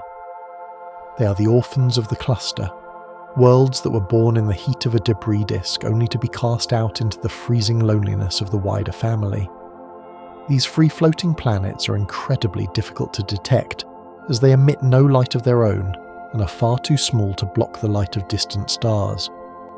They move through the cluster like ghosts, invisible phantoms that follow the same synchronized migration as their former families. There may be hundreds or even thousands of these dark worlds scattered throughout the cluster, a hidden population of solitary travelers in the deep. Despite their isolation, these rogue planets carry the internal heat of their formation, acting as small, warm hearts beating in the absolute cold of the vacuum. They are the ultimate survivors, worlds that have adapted to the loss of their suns and continue to drift in the quiet, heavy dark. The cluster is not just a collection of stars, but a vast moving graveyard and nursery for these lonely, unanchored spheres. These free-floating worlds were likely forged in the heat of a solar system, only to be violently cast out through gravitational slingshots. During the frequent close encounters between sibling stars, the sudden change in gravitational pull can accelerate a planet to a velocity that exceeds its star's escape speed. In a single violent moment of orbital interaction, a world is torn from its family and sent hurtling into the permanent dark. This process of ejection is a common feature of crowded stellar environments, a necessary shedding of mass as systems struggle to find a stable configuration. The planet is traded from one gravitational well to another, until it is eventually flung out entirely, becoming a permanent nomad of the galaxy. It is a high-stakes game of celestial physics, where the smallest error in trajectory leads to an eternity of isolation. We can only imagine the view from the surface of such a world as its sun gradually shrinks into just another distant, cold point of light in the sky. The familiar warmth fades, the seasons vanish, and the world is left to the mercy of its own internal fires and the distant, frozen glow of the cluster. These slingshot survivors are the tragic wanderers of the Seven Sisters, proof of the high cost of living in such a crowded and active neighbourhood. Any potential life would be snuffed out by the next planetary collision or the next close pass of a massive neighbour before it could even begin to replicate. The cluster is a brilliant, beautiful masterpiece of physics, but it is a sterile one, a place where the energy is too high and the stability is too low for the slow dance of evolution. It serves as a reminder of how rare and precious the quiet stability of our own solar system truly is. As you drift toward a deeper state of peace, realize that the spectacular blue glow we admire is a sign of a world that is far too vibrant and active for the likes of us. The Pleiades are a theatre of raw, unrefined power, a place where suns are born and worlds are crushed in a cycle that leaves no room for the fragile breath of life. They are beautiful to look at, but they are a reminder of the vast, cold, and beautiful indifference of the universe to the needs of the living. The profound indifference of this celestial family to the fragile requirements of life is physically manifested in the terrifying, high-speed motion of its most prominent members. Far from the stately, slow rotation of an ancient star like our own, many of the brightest suns here are spinning at velocities that challenge the absolute limits of material structure. This relentless kinetic energy is a direct legacy of their violent birth, a raw momentum that has not yet been tamed by the quiet friction of deep time or the stabilizing presence of massive planetary systems. Observers look upon these orbs and see not static points of light, but roaring, incandescent engines driven by immense centrifugal force. The intense internal pressure of their nuclear hearts is matched only by the outward thrust of their rapid rotation, creating a delicate, high-tension balance in the freezing void. It is a spectacular display of raw physical momentum that defines the restless and energetic character of the entire cluster, making it one of the most dynamic regions in our local galactic neighbourhood. Deep within the fabric of these stars, the atoms themselves are whipped into a frantic pirouette that spans millions of miles of glowing surface. This speed is an unavoidable consequence of being born from the sudden, massive collapse of a high-density molecular cloud, a process that conserves and concentrates every ounce of rotational energy. They are the high-velocity elite of our local galaxy, turning with a ferocity that speaks to the overwhelming power of the cosmic forces that first set them in motion during the cluster's explosive ignition. This structure of extreme, high-speed rotation reaches its absolute zenith in the star known as Pleiades, a luminary that pushes the very boundaries of celestial mechanics. At its bulging equator, this massive star is rotating at a staggering velocity of over 200 miles every single second. Such a speed represents a frantic rush of matter that would circle our entire planet in less than a minute, a blur of sapphire plasma rushing through the vacuum with terrifying and unyielding purpose. The sheer physical strain on the star's outer layers is immense, as the inward pull of gravity battles the outward fling of its incredible equatorial speed. Every atom of plasma on its surface is caught in a permanent tug-of-war between the crushing weight of the star and the desire to fly off into the surrounding darkness. This is not a quiet or stable existence, but a high-speed survival act performed in the freezing, airless theatre of the interstellar medium, where the star's structural integrity is tested with every passing second. Pleiades stands as a warning to those who seek a peaceful order in the heavens, embodying the chaotic and energetic reality of a youthful sun. Its surface is a blurred landscape of light and heat, moving with a momentum that dwarfs the fastest terrestrial machines ever built or even imagined by the human mind. In the presence of such speed, the concepts of up and down or north and south lose all meaning, replaced by the singular, overwhelming direction of the star's relentless and hypnotic spin. Surprisingly, the universe does not always insist on the perfect symmetry of a sphere when the forces of rotation become sufficiently extreme. Because these stars are spinning with such terrifying intensity, the immense centrifugal force physically distorts their massive bodies, flattening them into the shape of an oblate spheroid. They are no longer the round, comforting orbs we often imagine, but are instead squashed and bulging at their midsections, like a ball of soft clay being spun rapidly on a potter's wheel. This distortion is a visible testament to the power of motion over matter, a structural consequence of a sun that is trying to fly apart from the inside out. The distance from the centre of the star to its equator is significantly greater than the distance to its poles, creating a bizarre and stretched geometry in the void. This bulging midsection is where the star is at its most vulnerable, the point where the centrifugal fling is at its most potent and disruptive to the star's hydrostatic equilibrium. As you notice the heavy, grounded stillness of your own body resting in the quiet dark, consider the extreme physical stress of such a distorted existence. These flattened suns are the high-speed athletes of the cosmos, their very shapes fundamentally altered by the demands of their frantic circular travel through the spiral arm. They represent a state of high-tension equilibrium, a physical compromise between the crushing force of gravity and the outward, centrifugal scream of rotation that defines their brief and brilliant lives. If we were to look closer at the equator of Pleiades, we would witness the spectacular and violent consequences of spinning too close to the breaking point. The star rotates with such unyielding ferocity that it occasionally loses its grip on its own outer layers, shedding massive glowing rings of hydrogen gas directly into the surrounding space. These ejected halos of plasma form a shimmering translucent disk around the star's bulging midsection, a remnant of a sun that has literally overflown its own boundaries. This shedding of matter is a cyclic and unpredictable process, a cosmic hemorrhage triggered by the star's inability to contain its own immense momentum within the confines of its gravity.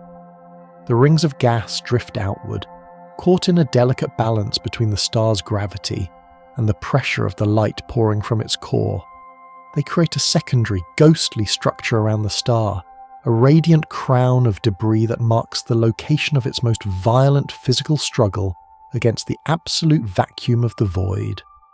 This phenomenon transforms the star from a simple point of light into a complex evolving system of interacting matter and energy.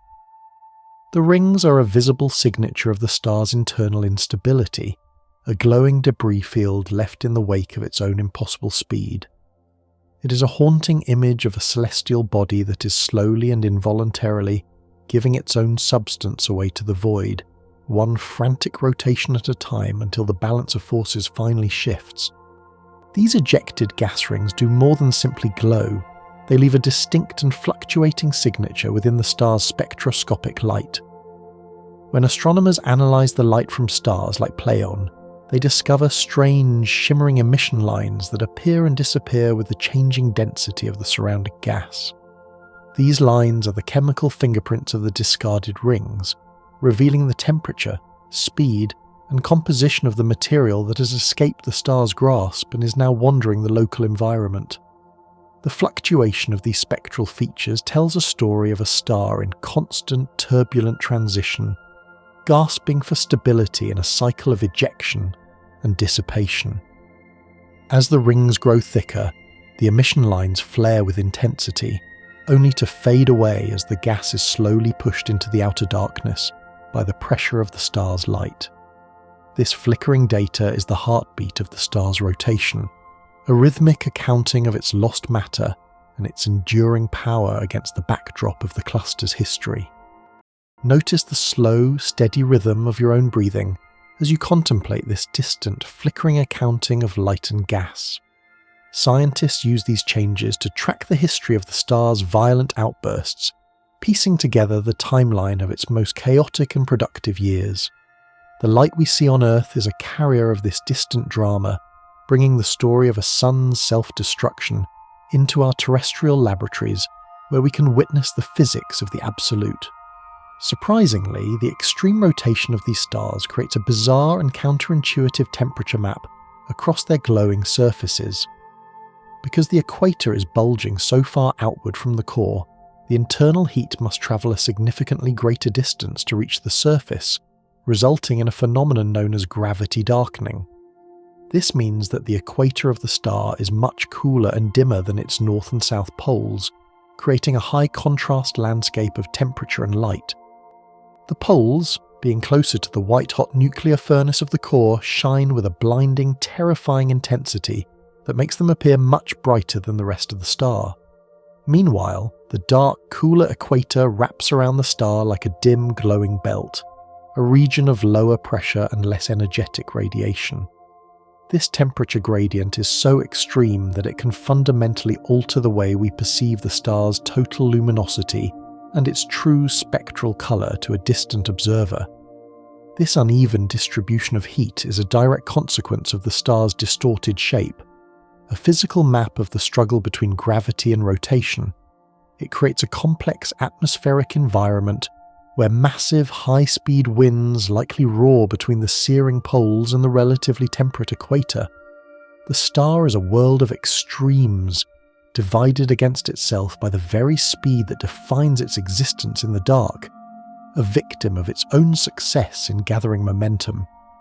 Deep within the churning, high-speed interiors of these spinning giants, powerful magnetic dynamos are generated by the frantic motion of their metallic, fluid-like cores.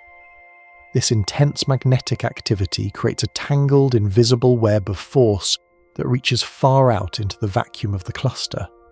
When these magnetic fields become too twisted and stressed by the star's rapid rotation, they snap and reorganize with terrifying violence, generating immense high-energy X-ray flares that scream through the void.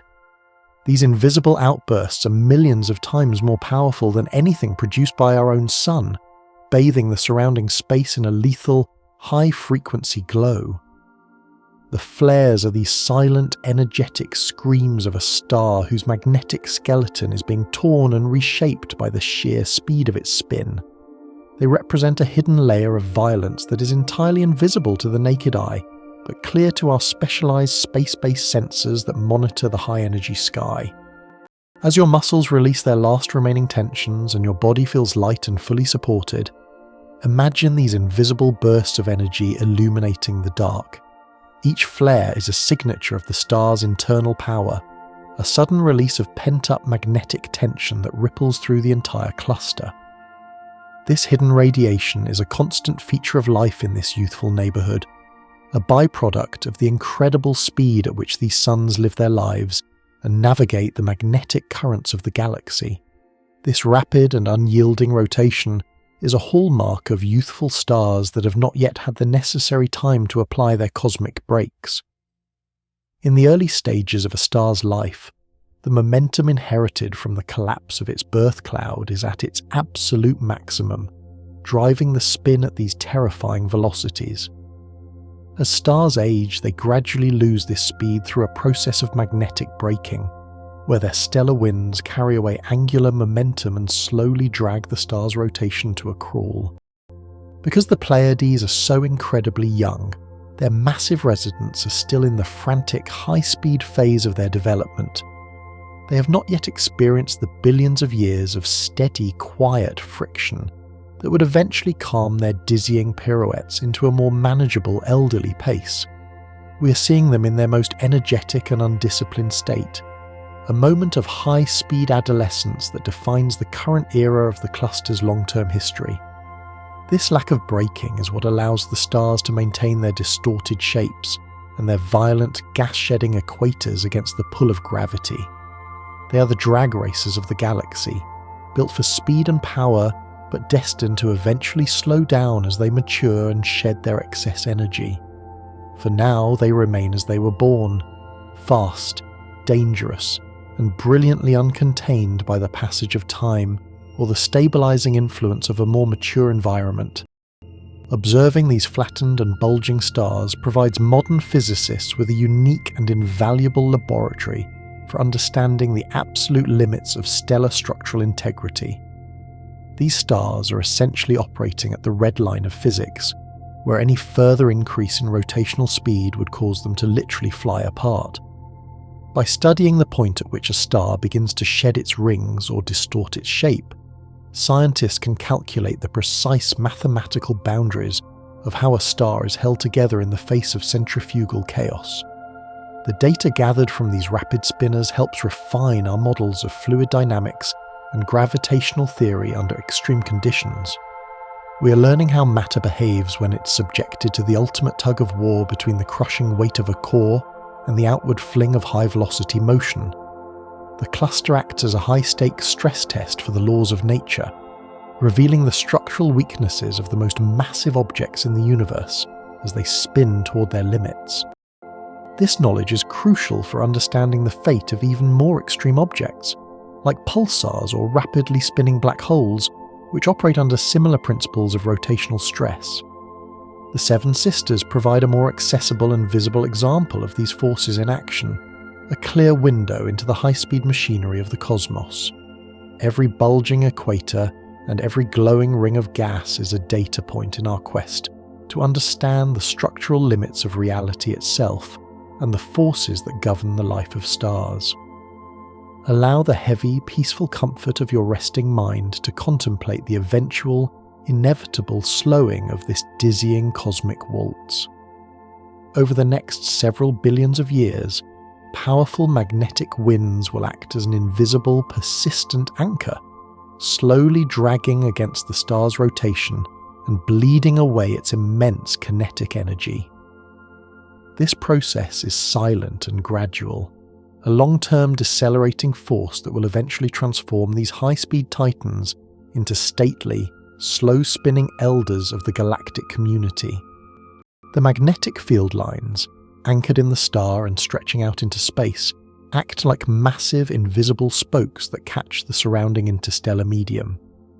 As the star rotates, these spokes are dragged through the thin gas of the galaxy, creating a subtle but unrelenting friction that saps the star's momentum. Eventually, the bulging equators will relax, the shedding of gas rings will cease, and the stars will return to a more perfectly symmetrical spherical shape as their internal fires begin to fade. This slowing down is the ultimate destiny of all the rapid spinners in the cluster, a quiet transition from the chaotic energy of youth to the stable discipline of maturity.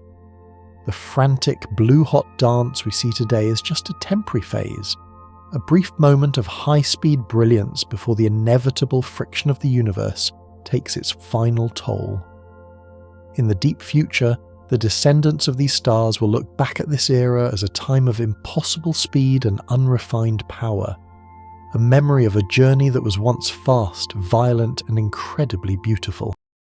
The incredible beauty that once defined the violent, high-speed youth of these stars takes on a profoundly different character when filtered through the hushed whispers of ancient storytellers gathered around a crackling campfire. Across the vast, liquid expanses of our planet, cultures that never spoke a common tongue or shared a single tool developed a singular, haunting vision of these icy blue embers. Whether separated by the freezing Bering Strait or the sun-drenched islands of the Pacific, the myths woven around this tiny cluster possess a symmetry that defies the sheer distance between ancient civilizations. It is as if the collective human imagination was struck by the same celestial chord, producing echoes that resonate through time and space despite thousands of miles of insurmountable ocean. These parallel stories suggest that the human mind is uniquely tuned to the patterns of the night sky, finding the same characters and dramas hidden within a handful of distant suns. The stars served as a universal canvas upon which the early world painted its deepest fears and most soaring aspirations, creating a global heritage of starlight and shadow. The scent of wood smoke and the sharp crackle of burning embers seem to bridge the gap between our modern observations and the prehistoric nights when these stories first took root. We are heirs to a narrative that is as old as the human spirit itself, a legacy of light that has travelled across the eons to find a home in our collective memory. Deep within the marble halls of classical antiquity, Greek mythology immortalised these stars as the 7 radiant daughters of the Titan Atlas and the sea nymph Pleione, placing them forever beyond the reach of terrestrial strife. They were the companions of Artemis, transformed into doves and then into stars to escape the relentless, decades-long pursuit of the hunter who shadowed them across the velvet dark. In this classical retelling, the stars are not mere balls of gas, but living, breathing entities caught in a moment of eternal, sparkling preservation. Each sister was given a name: Maia, Electra, Taygete, Alcyone, Selino, Sterope, and Merope, weaving their individual identities into the very fabric of the constellations. Their story is one of flight and sanctuary, a celestial drama that mirrors the movement of the cluster as it drifts through the larger structure of the galaxy. The Greeks saw in this tight knot of light a family unit that was both vulnerable and divine, a group of siblings whose bond was strong enough to outlast the crumbling of empires. By naming them, they turned the anonymous fires of the void into a relatable human drama, ensuring that every time a gaze was lifted to the winter sky, it met the eyes of the 7 sisters. This personification of the cosmos allowed ancient observers to feel a sense of kinship with the cold and distant heavens, finding comfort in the idea that the stars themselves understood the nature of family and the necessity of escape. Halfway around the world, beneath the vast red-earthed canopy of the Australian outback, Indigenous storytellers tell a remarkably parallel tale of a group of young women who are forever fleeing the advances of the lustful hunter. This ancient dreamtime narrative mirrors the Greek drama with startling precision, casting the stars as a cohesive group of sisters who must find refuge in the high, cold reaches of the night to avoid a predatory tracker. The hunter, embodied in the massive and threatening form of Orion, eternally follows their path but is never quite able to close the distance. This story is told over thousands of generations, emphasizing the sisters' solidarity and their cleverness as they navigate the spirit paths of the cosmos. The persistence of this specific hunter and hunted dynamic across such vastly different cultures is one of the great mysteries of human folklore. It suggests a shared psychological root, a primal understanding of the relationship between these 2 prominent features of the night sky that transcends geographic and cultural boundaries. The Australian version of the myth is deeply anchored in the landscape, with the stars acting as a map for both celestial and terrestrial journeys. As the sisters move across the firmament, they teach the observers about the seasonal availability of water and the migration patterns of the animals that sustain life on the desert floor. This integration of the mythological and the practical turns the Pleiades into a multifaceted tool for survival, a story that is as much about the earth as it is about the heavens. Surprisingly, a shadow of loss haunts almost every one of these ancient traditions, manifesting as a persistent whispered legend regarding a seventh sister who has vanished or hidden her light from the world.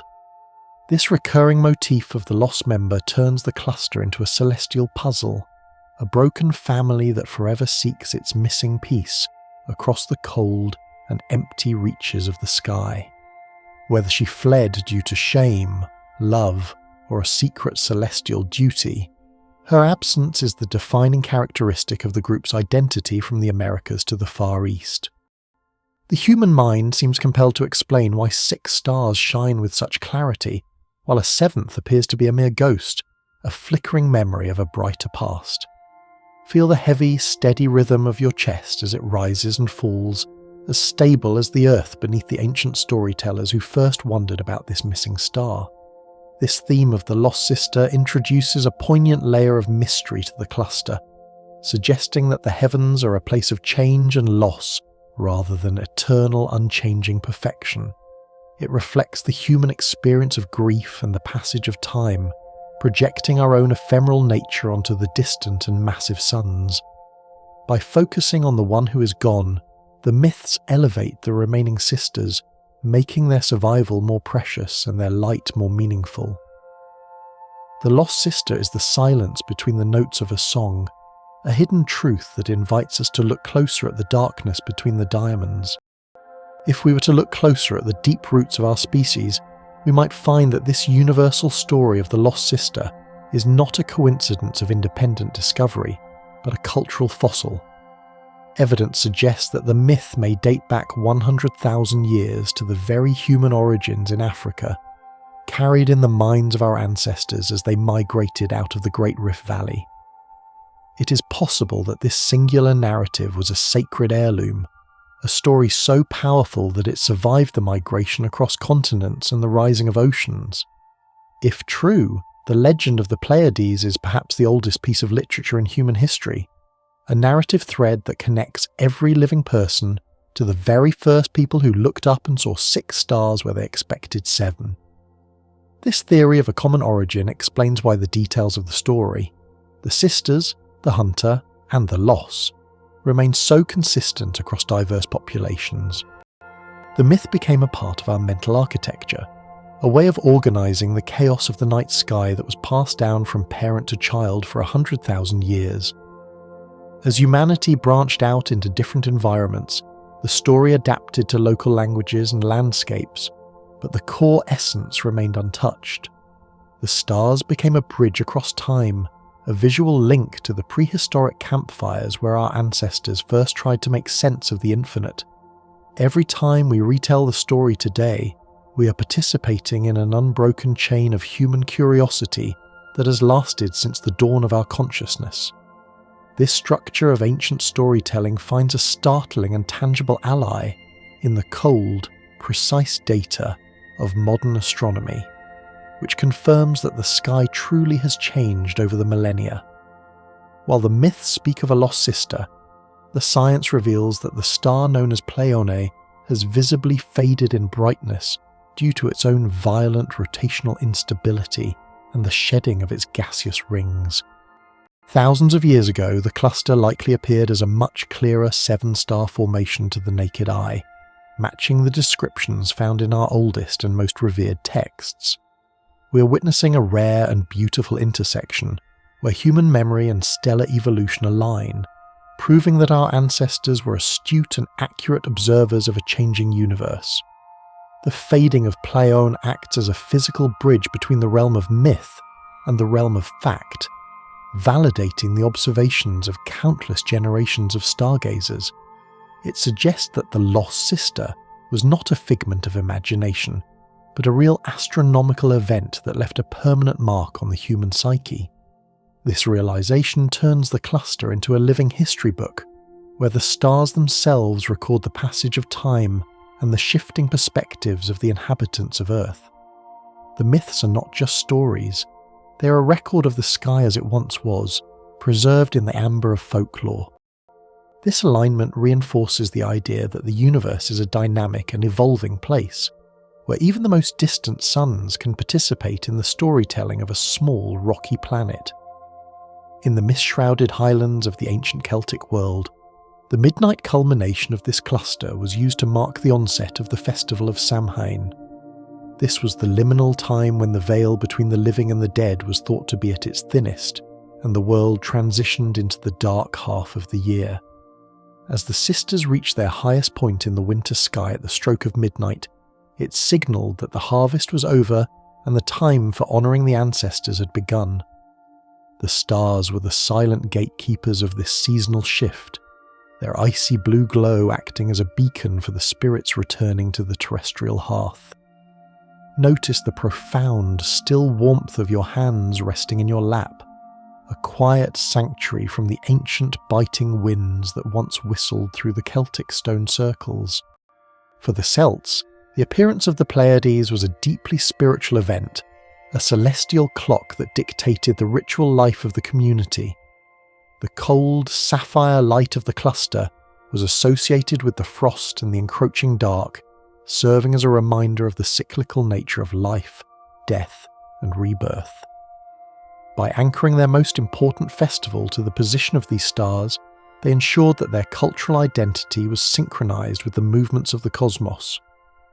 The sisters were the witnesses to the sacred fires of Samhain, their distant light mingling with the orange glow of the bonfires on 1,000 ancient hillsides. Across the shimmering sapphire expanse of the Pacific Ocean, master Polynesian navigators relied on the precise rising of this cluster to guide their massive voyaging canoes. Known as Matariki, the stars were far more than a myth. They were a vital living compass that allowed explorers to find tiny islands in a vast and trackless watery wilderness. The appearance of the sisters on the dawn horizon marked the beginning of the new year and served as a signal to begin the great voyages of discovery. These navigators possessed an intimate, professional knowledge of the cluster's position, using it to maintain their course across thousands of miles of open sea. The stars were the threads that tied the scattered islands of the Pacific together, a shared celestial landmark that defined the boundaries of their world. For the Polynesians, the Pleiades were a symbol of abundance and navigation, their light guiding the way through the unknown and ensuring the survival of the people. This practical application of the stars demonstrates how the beauty of the cluster was harnessed to perform extraordinary feats of human engineering and exploration. The sisters were not just characters in a story, they were the navigators' allies, their steady presence providing the confidence needed to sail beyond the horizon. The legacy of Matariki continues to be celebrated today, a testament to the enduring power of these stars to inspire wonder and provide a sense of direction in a vast and complex world. Locked within the oxidized bronze of a prehistoric artifact found in modern-day Germany, the Nebula sky disk represents the oldest known visual depiction of the cluster. This Bronze Age treasure, forged over 3,000 years ago, features a tight group of 7 gold dots embossed on a field of starry blue, clearly identifying the Pleiades as a central focus of ancient European astronomy. The disk proves that the obsession with these stars predates written history, serving as a physical manifestation of a celestial map used by early civilizations to track the seasons and the stars. It is a silent witness to a time when the heavens were a primary tool for survival, a manual for the world forged in metal and starlight. The disk was likely used to synchronize the solar and lunar calendars, a sophisticated piece of astronomical technology that allowed prehistoric people to predict the best times for planting and harvesting. The inclusion of the Pleiades on such an important object highlights their supreme status in the ancient mind, a recognition of their utility and their mystery. This artifact bridges the gap between the oral traditions of the campfire and the physical records of archaeology, showing that the story of the sisters was already being etched into our tools and our art. The gold dots on the bronze surface are a prehistoric echo of the icy blue glow we see tonight, a reminder that the human desire to map and understand the stars is a foundational part of our history. The Nebula sky disk is a testament to the sophistication of our ancestors, who turned their observations of the night sky into a permanent and beautiful record of their place in the universe. High upon the volcanic plateaus of central Mexico, the ancient Aztec civilization aligned their massive stone pyramids to face the exact point where these crucial stars disappeared below the western horizon. This architectural precision ensured that the celestial cycles of the sisters were mirrored in the very stones of their holy cities, anchoring the terrestrial empire to the rhythms of the deep cosmos. For the Aztecs, the stars were the timers of the world's age, and their steady movement dictated the ritual heart of their entire culture, including the crucial new fire ceremony held every 52 years. They believed that if the Pleiades failed to pass the zenith at the appointed time, the world would come to a violent and permanent end. Let the absolute unmoving weight of your body remind you of the heavy stone foundations of those ancient temples, where thousands of people once waited in silence for the stars to appear. This connection between architecture and astronomy shows how the cluster was integrated into the highest levels of political and religious life. The pyramids were not just monuments to gods, but instruments for observing the heavens, turning the landscape into a giant celestial clock.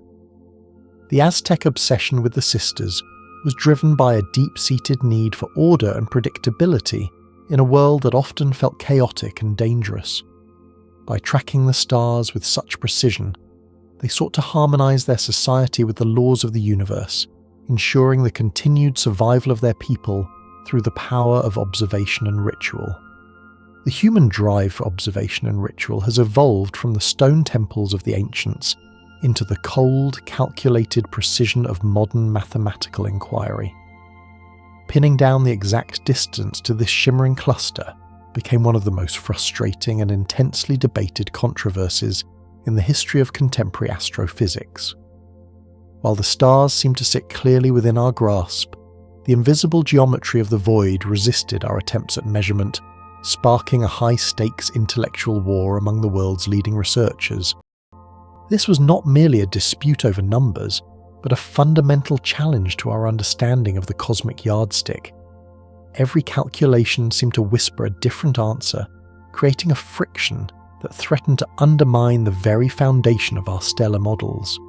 The community was divided, torn between traditional ground-based techniques and the bold new promises of space-age telemetry. It was a period of profound uncertainty, a time when the most famous family of stars in the night sky became a symbol of our own limitations in the face of the infinite. We were forced to reckon with the fact that even the most visible wonders are shrouded in the invisible complexity of deep space. This was the ultimate test of our ability to reach out and touch the unknown, a challenge to prove that the light we see is not a lie told by the vacuum. Surprisingly, the first major attempt to resolve this spatial puzzle, using advanced space-based technology, only served to deepen the mystery rather than provide a clear resolution. The pioneering Hipparcos satellite, launched to map the heavens with unprecedented accuracy, returned a calculated distance that fundamentally defied every established model of stellar evolution. This data suggested that the laws of physics governing the brightness and temperature of young stars were somehow broken within this specific neighborhood.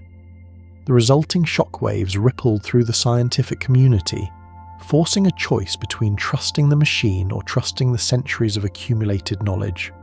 If the satellite was correct, then our understanding of how the universe builds its stars was deeply flawed. If the satellite was wrong, then the most advanced astronomical instrument of its time was failing in its primary mission. This conflict turned a simple measurement into a profound crisis of confidence, a struggle between the purity of data and the weight of scientific tradition.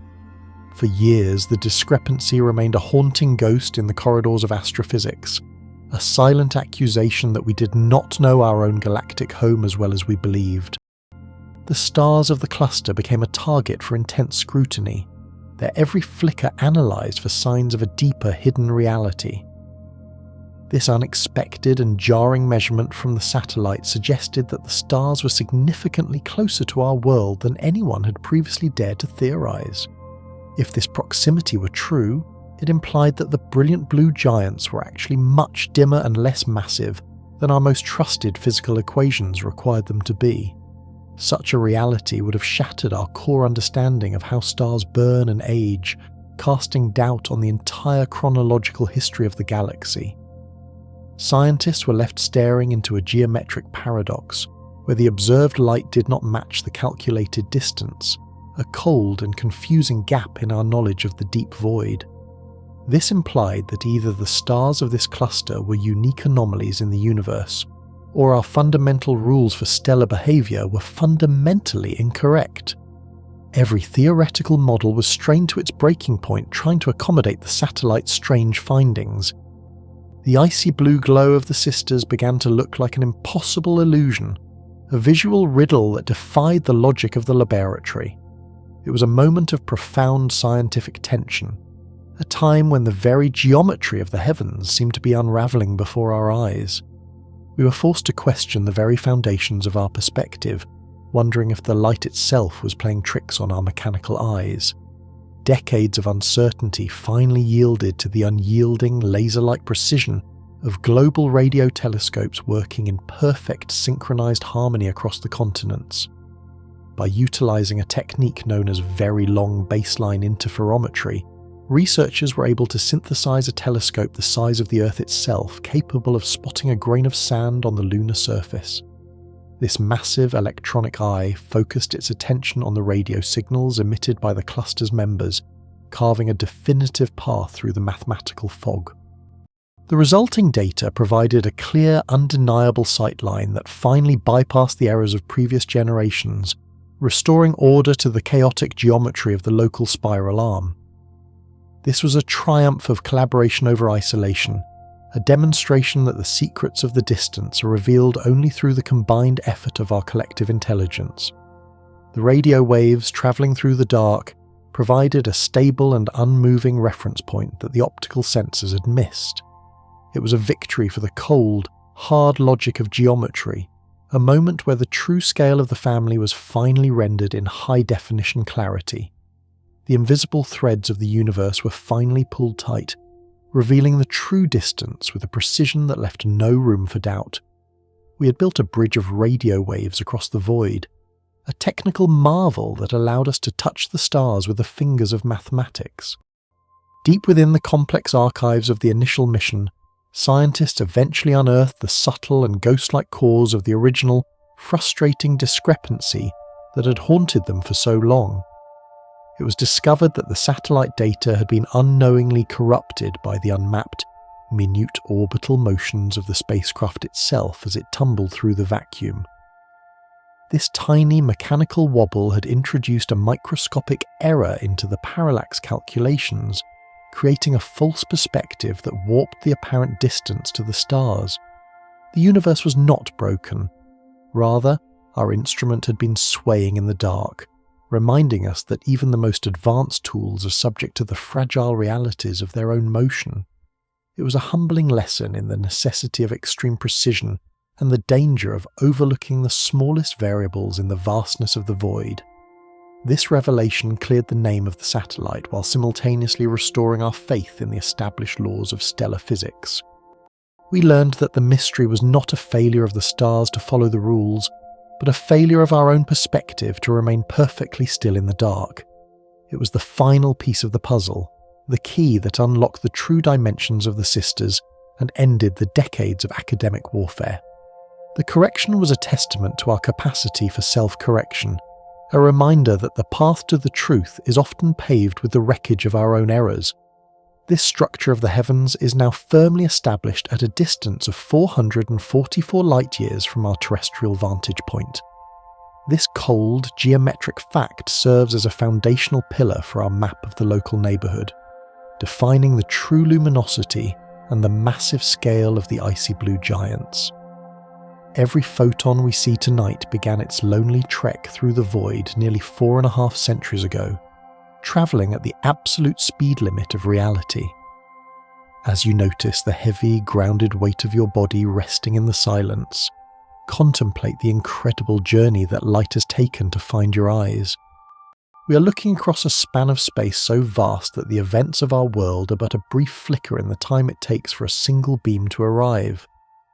This distance is a shield of time and space, separating us from the violent and energetic reality of the cluster's heart. It anchors the seven sisters in their proper place within the galactic disk, a milestone in our journey toward mapping the infinite reaches of the home we share. We are no longer guessing, we are measuring, finding the exact coordinates of our wonder in the deep and silent dark. This definitive number allows us to calculate the true energy of every star, turning a poetic vision into a hard scientific reality. If we were to look closer at the internal architecture of this stellar family, we would find a densely packed heart that spans roughly 8 light-years across. This core radius defines the busiest and most crowded neighbourhood of the cluster, where the gravitational pull of the siblings is at its most intense and unyielding.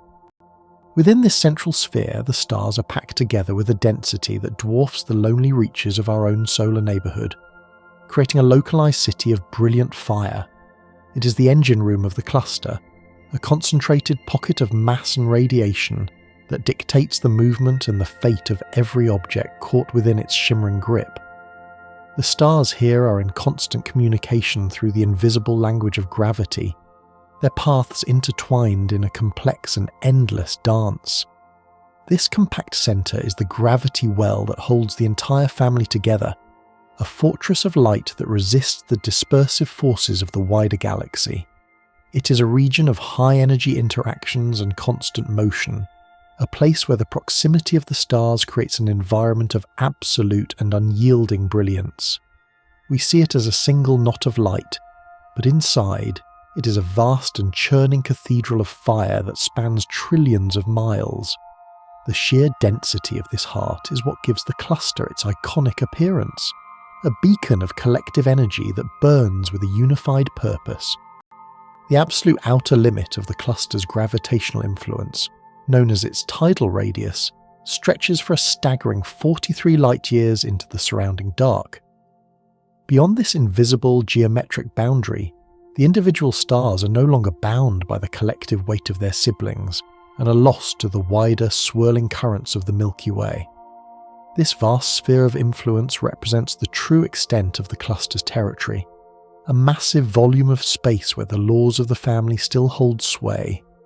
Notice the quiet, steady rhythm of your breathing as you imagine the immense scale of this invisible kingdom, a bubble of order floating in the chaotic sea of the galaxy. It is a frontier of light and shadow, where the last threads of family connection finally fray and dissolve into the infinite void. The tidal radius marks the point where the cluster's story ends and the galaxy's story begins, a borderland between communal identity and solitary wandering.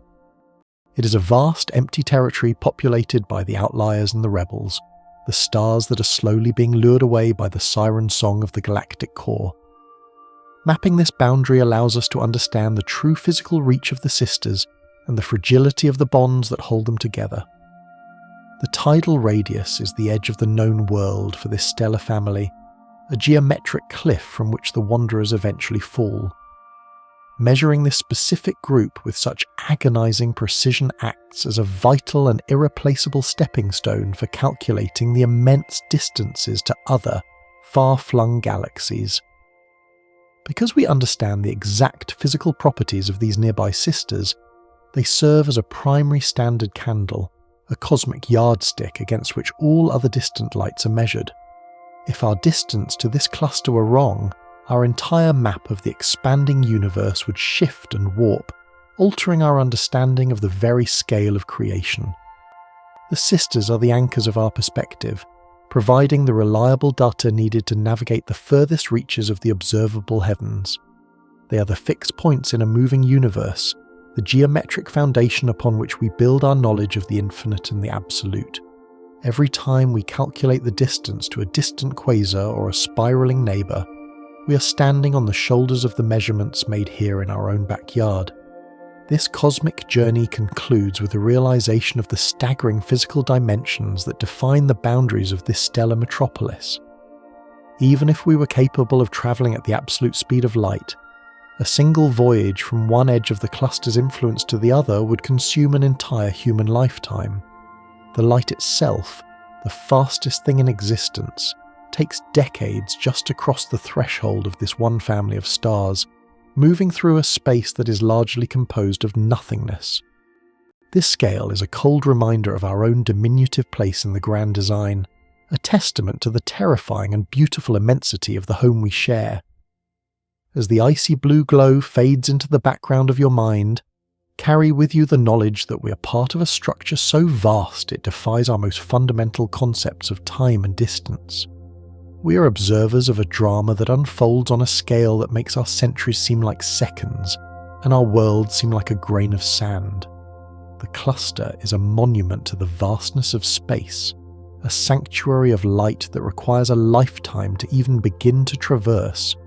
It is a final, cold fact of geometry that leaves us in a state of absolute and unyielding wonder at the sheer majesty of the galactic architecture.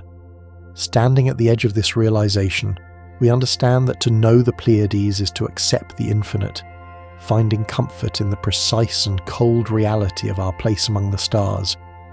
The ultimate fate sensory focus, the quiet, inevitable dimming of a once brilliant fire into isolated sparks, echoing that cold reality of our place among the stars, we must confront the inevitable truth that the most brilliant members of this family are existing on borrowed time. These massive, sapphire-coloured titans are currently burning through their foundational core hydrogen at a rate that is utterly unsustainable on a cosmic timescale. While they appear as eternal beacons to our short-lived human perspective, they are actually the most ephemeral residents of the cluster, destined to flicker and fade long before their smaller siblings.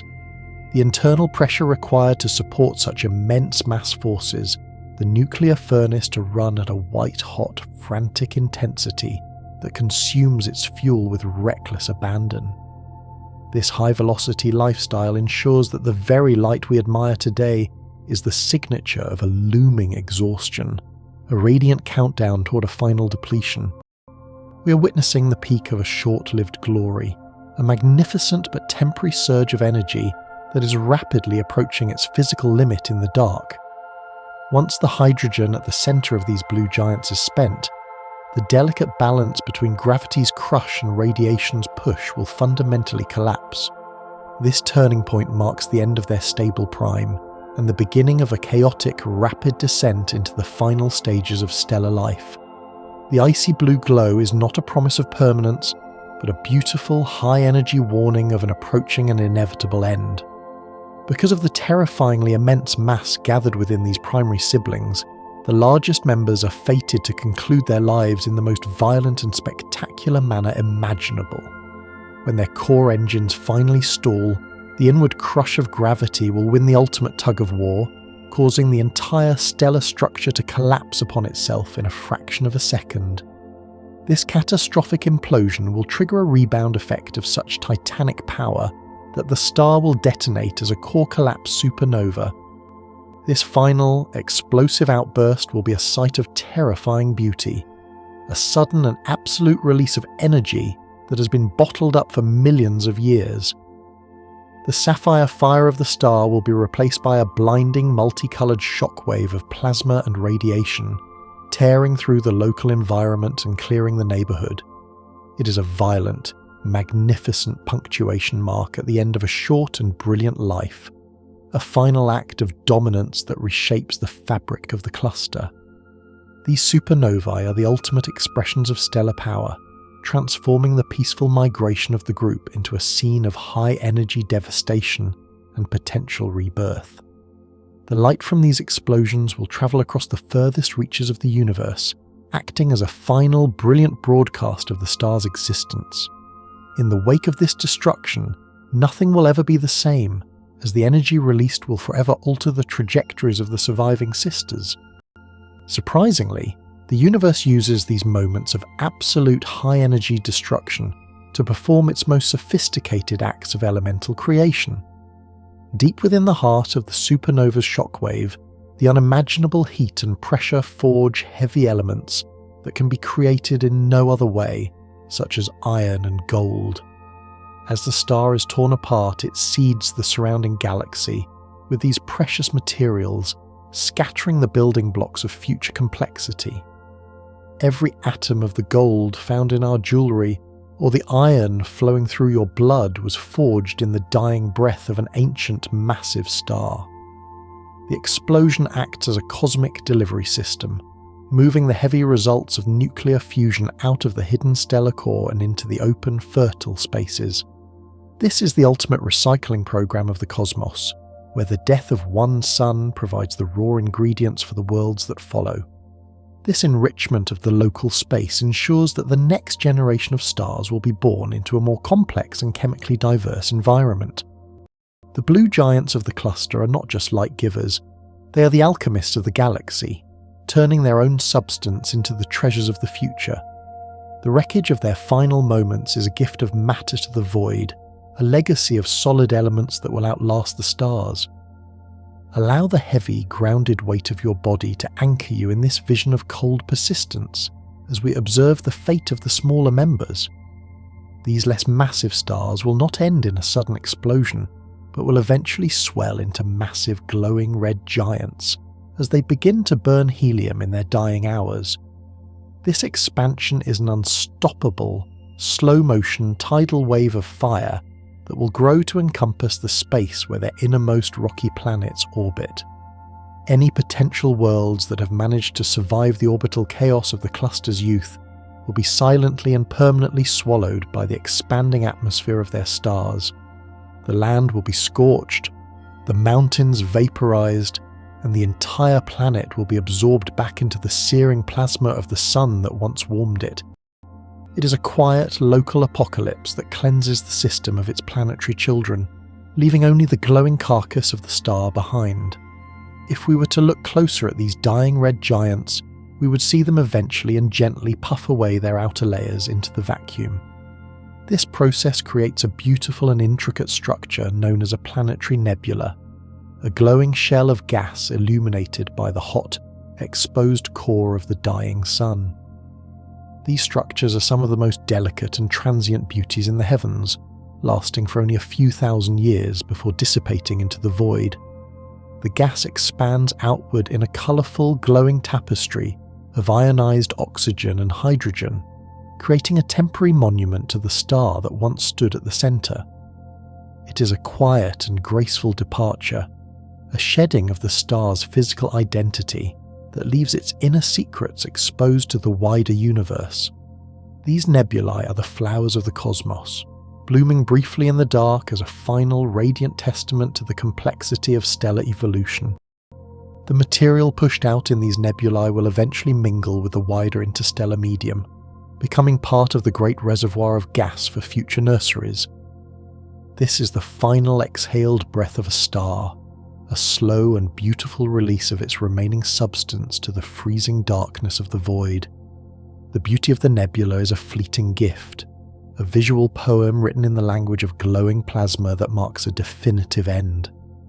Deep within the centre of these fading nebulae, a tiny and super-dense object known as a white dwarf will be all that remains of the Titans.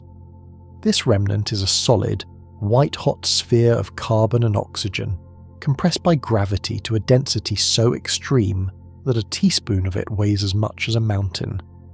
It is a celestial ember, the exposed and cooling heart of a star that has lost its outer layers and its nuclear fire. These white dwarfs do not produce any new energy. They simply glow with the residual heat of their former lives, slowly cooling over trillions of years. They are the ultimate survivors of the cluster's long history, the fossilized remains of a family that was once the brightest in the sky. Their presence is a silent, heavy reminder of the power that once burned in this neighborhood, a monument to the endurance of matter.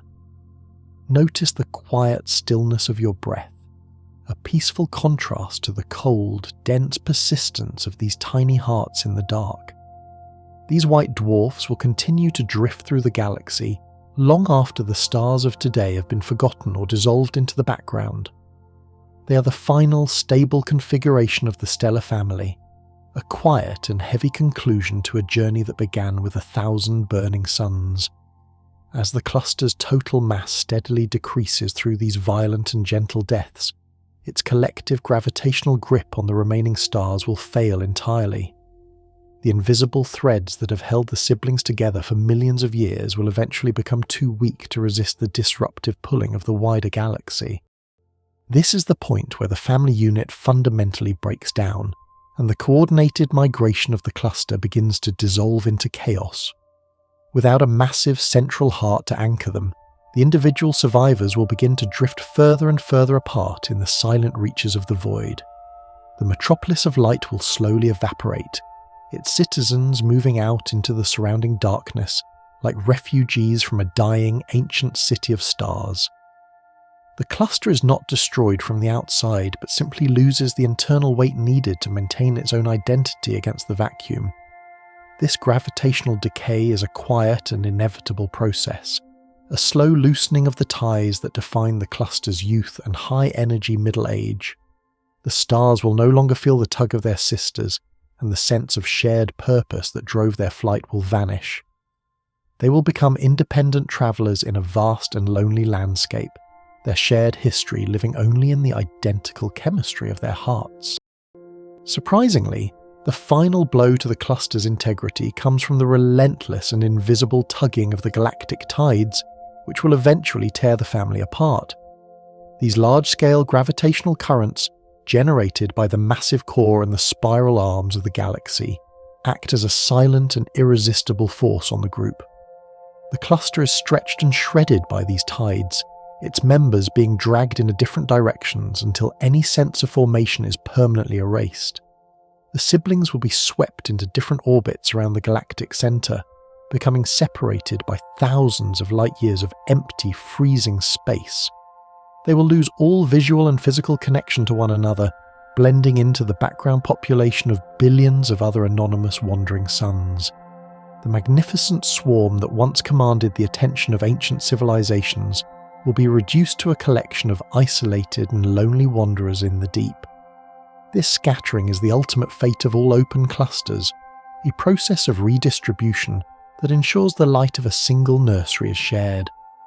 The survivors carry the story of their birth cluster within them, a silent internal code that marks them as former residents of a legendary family.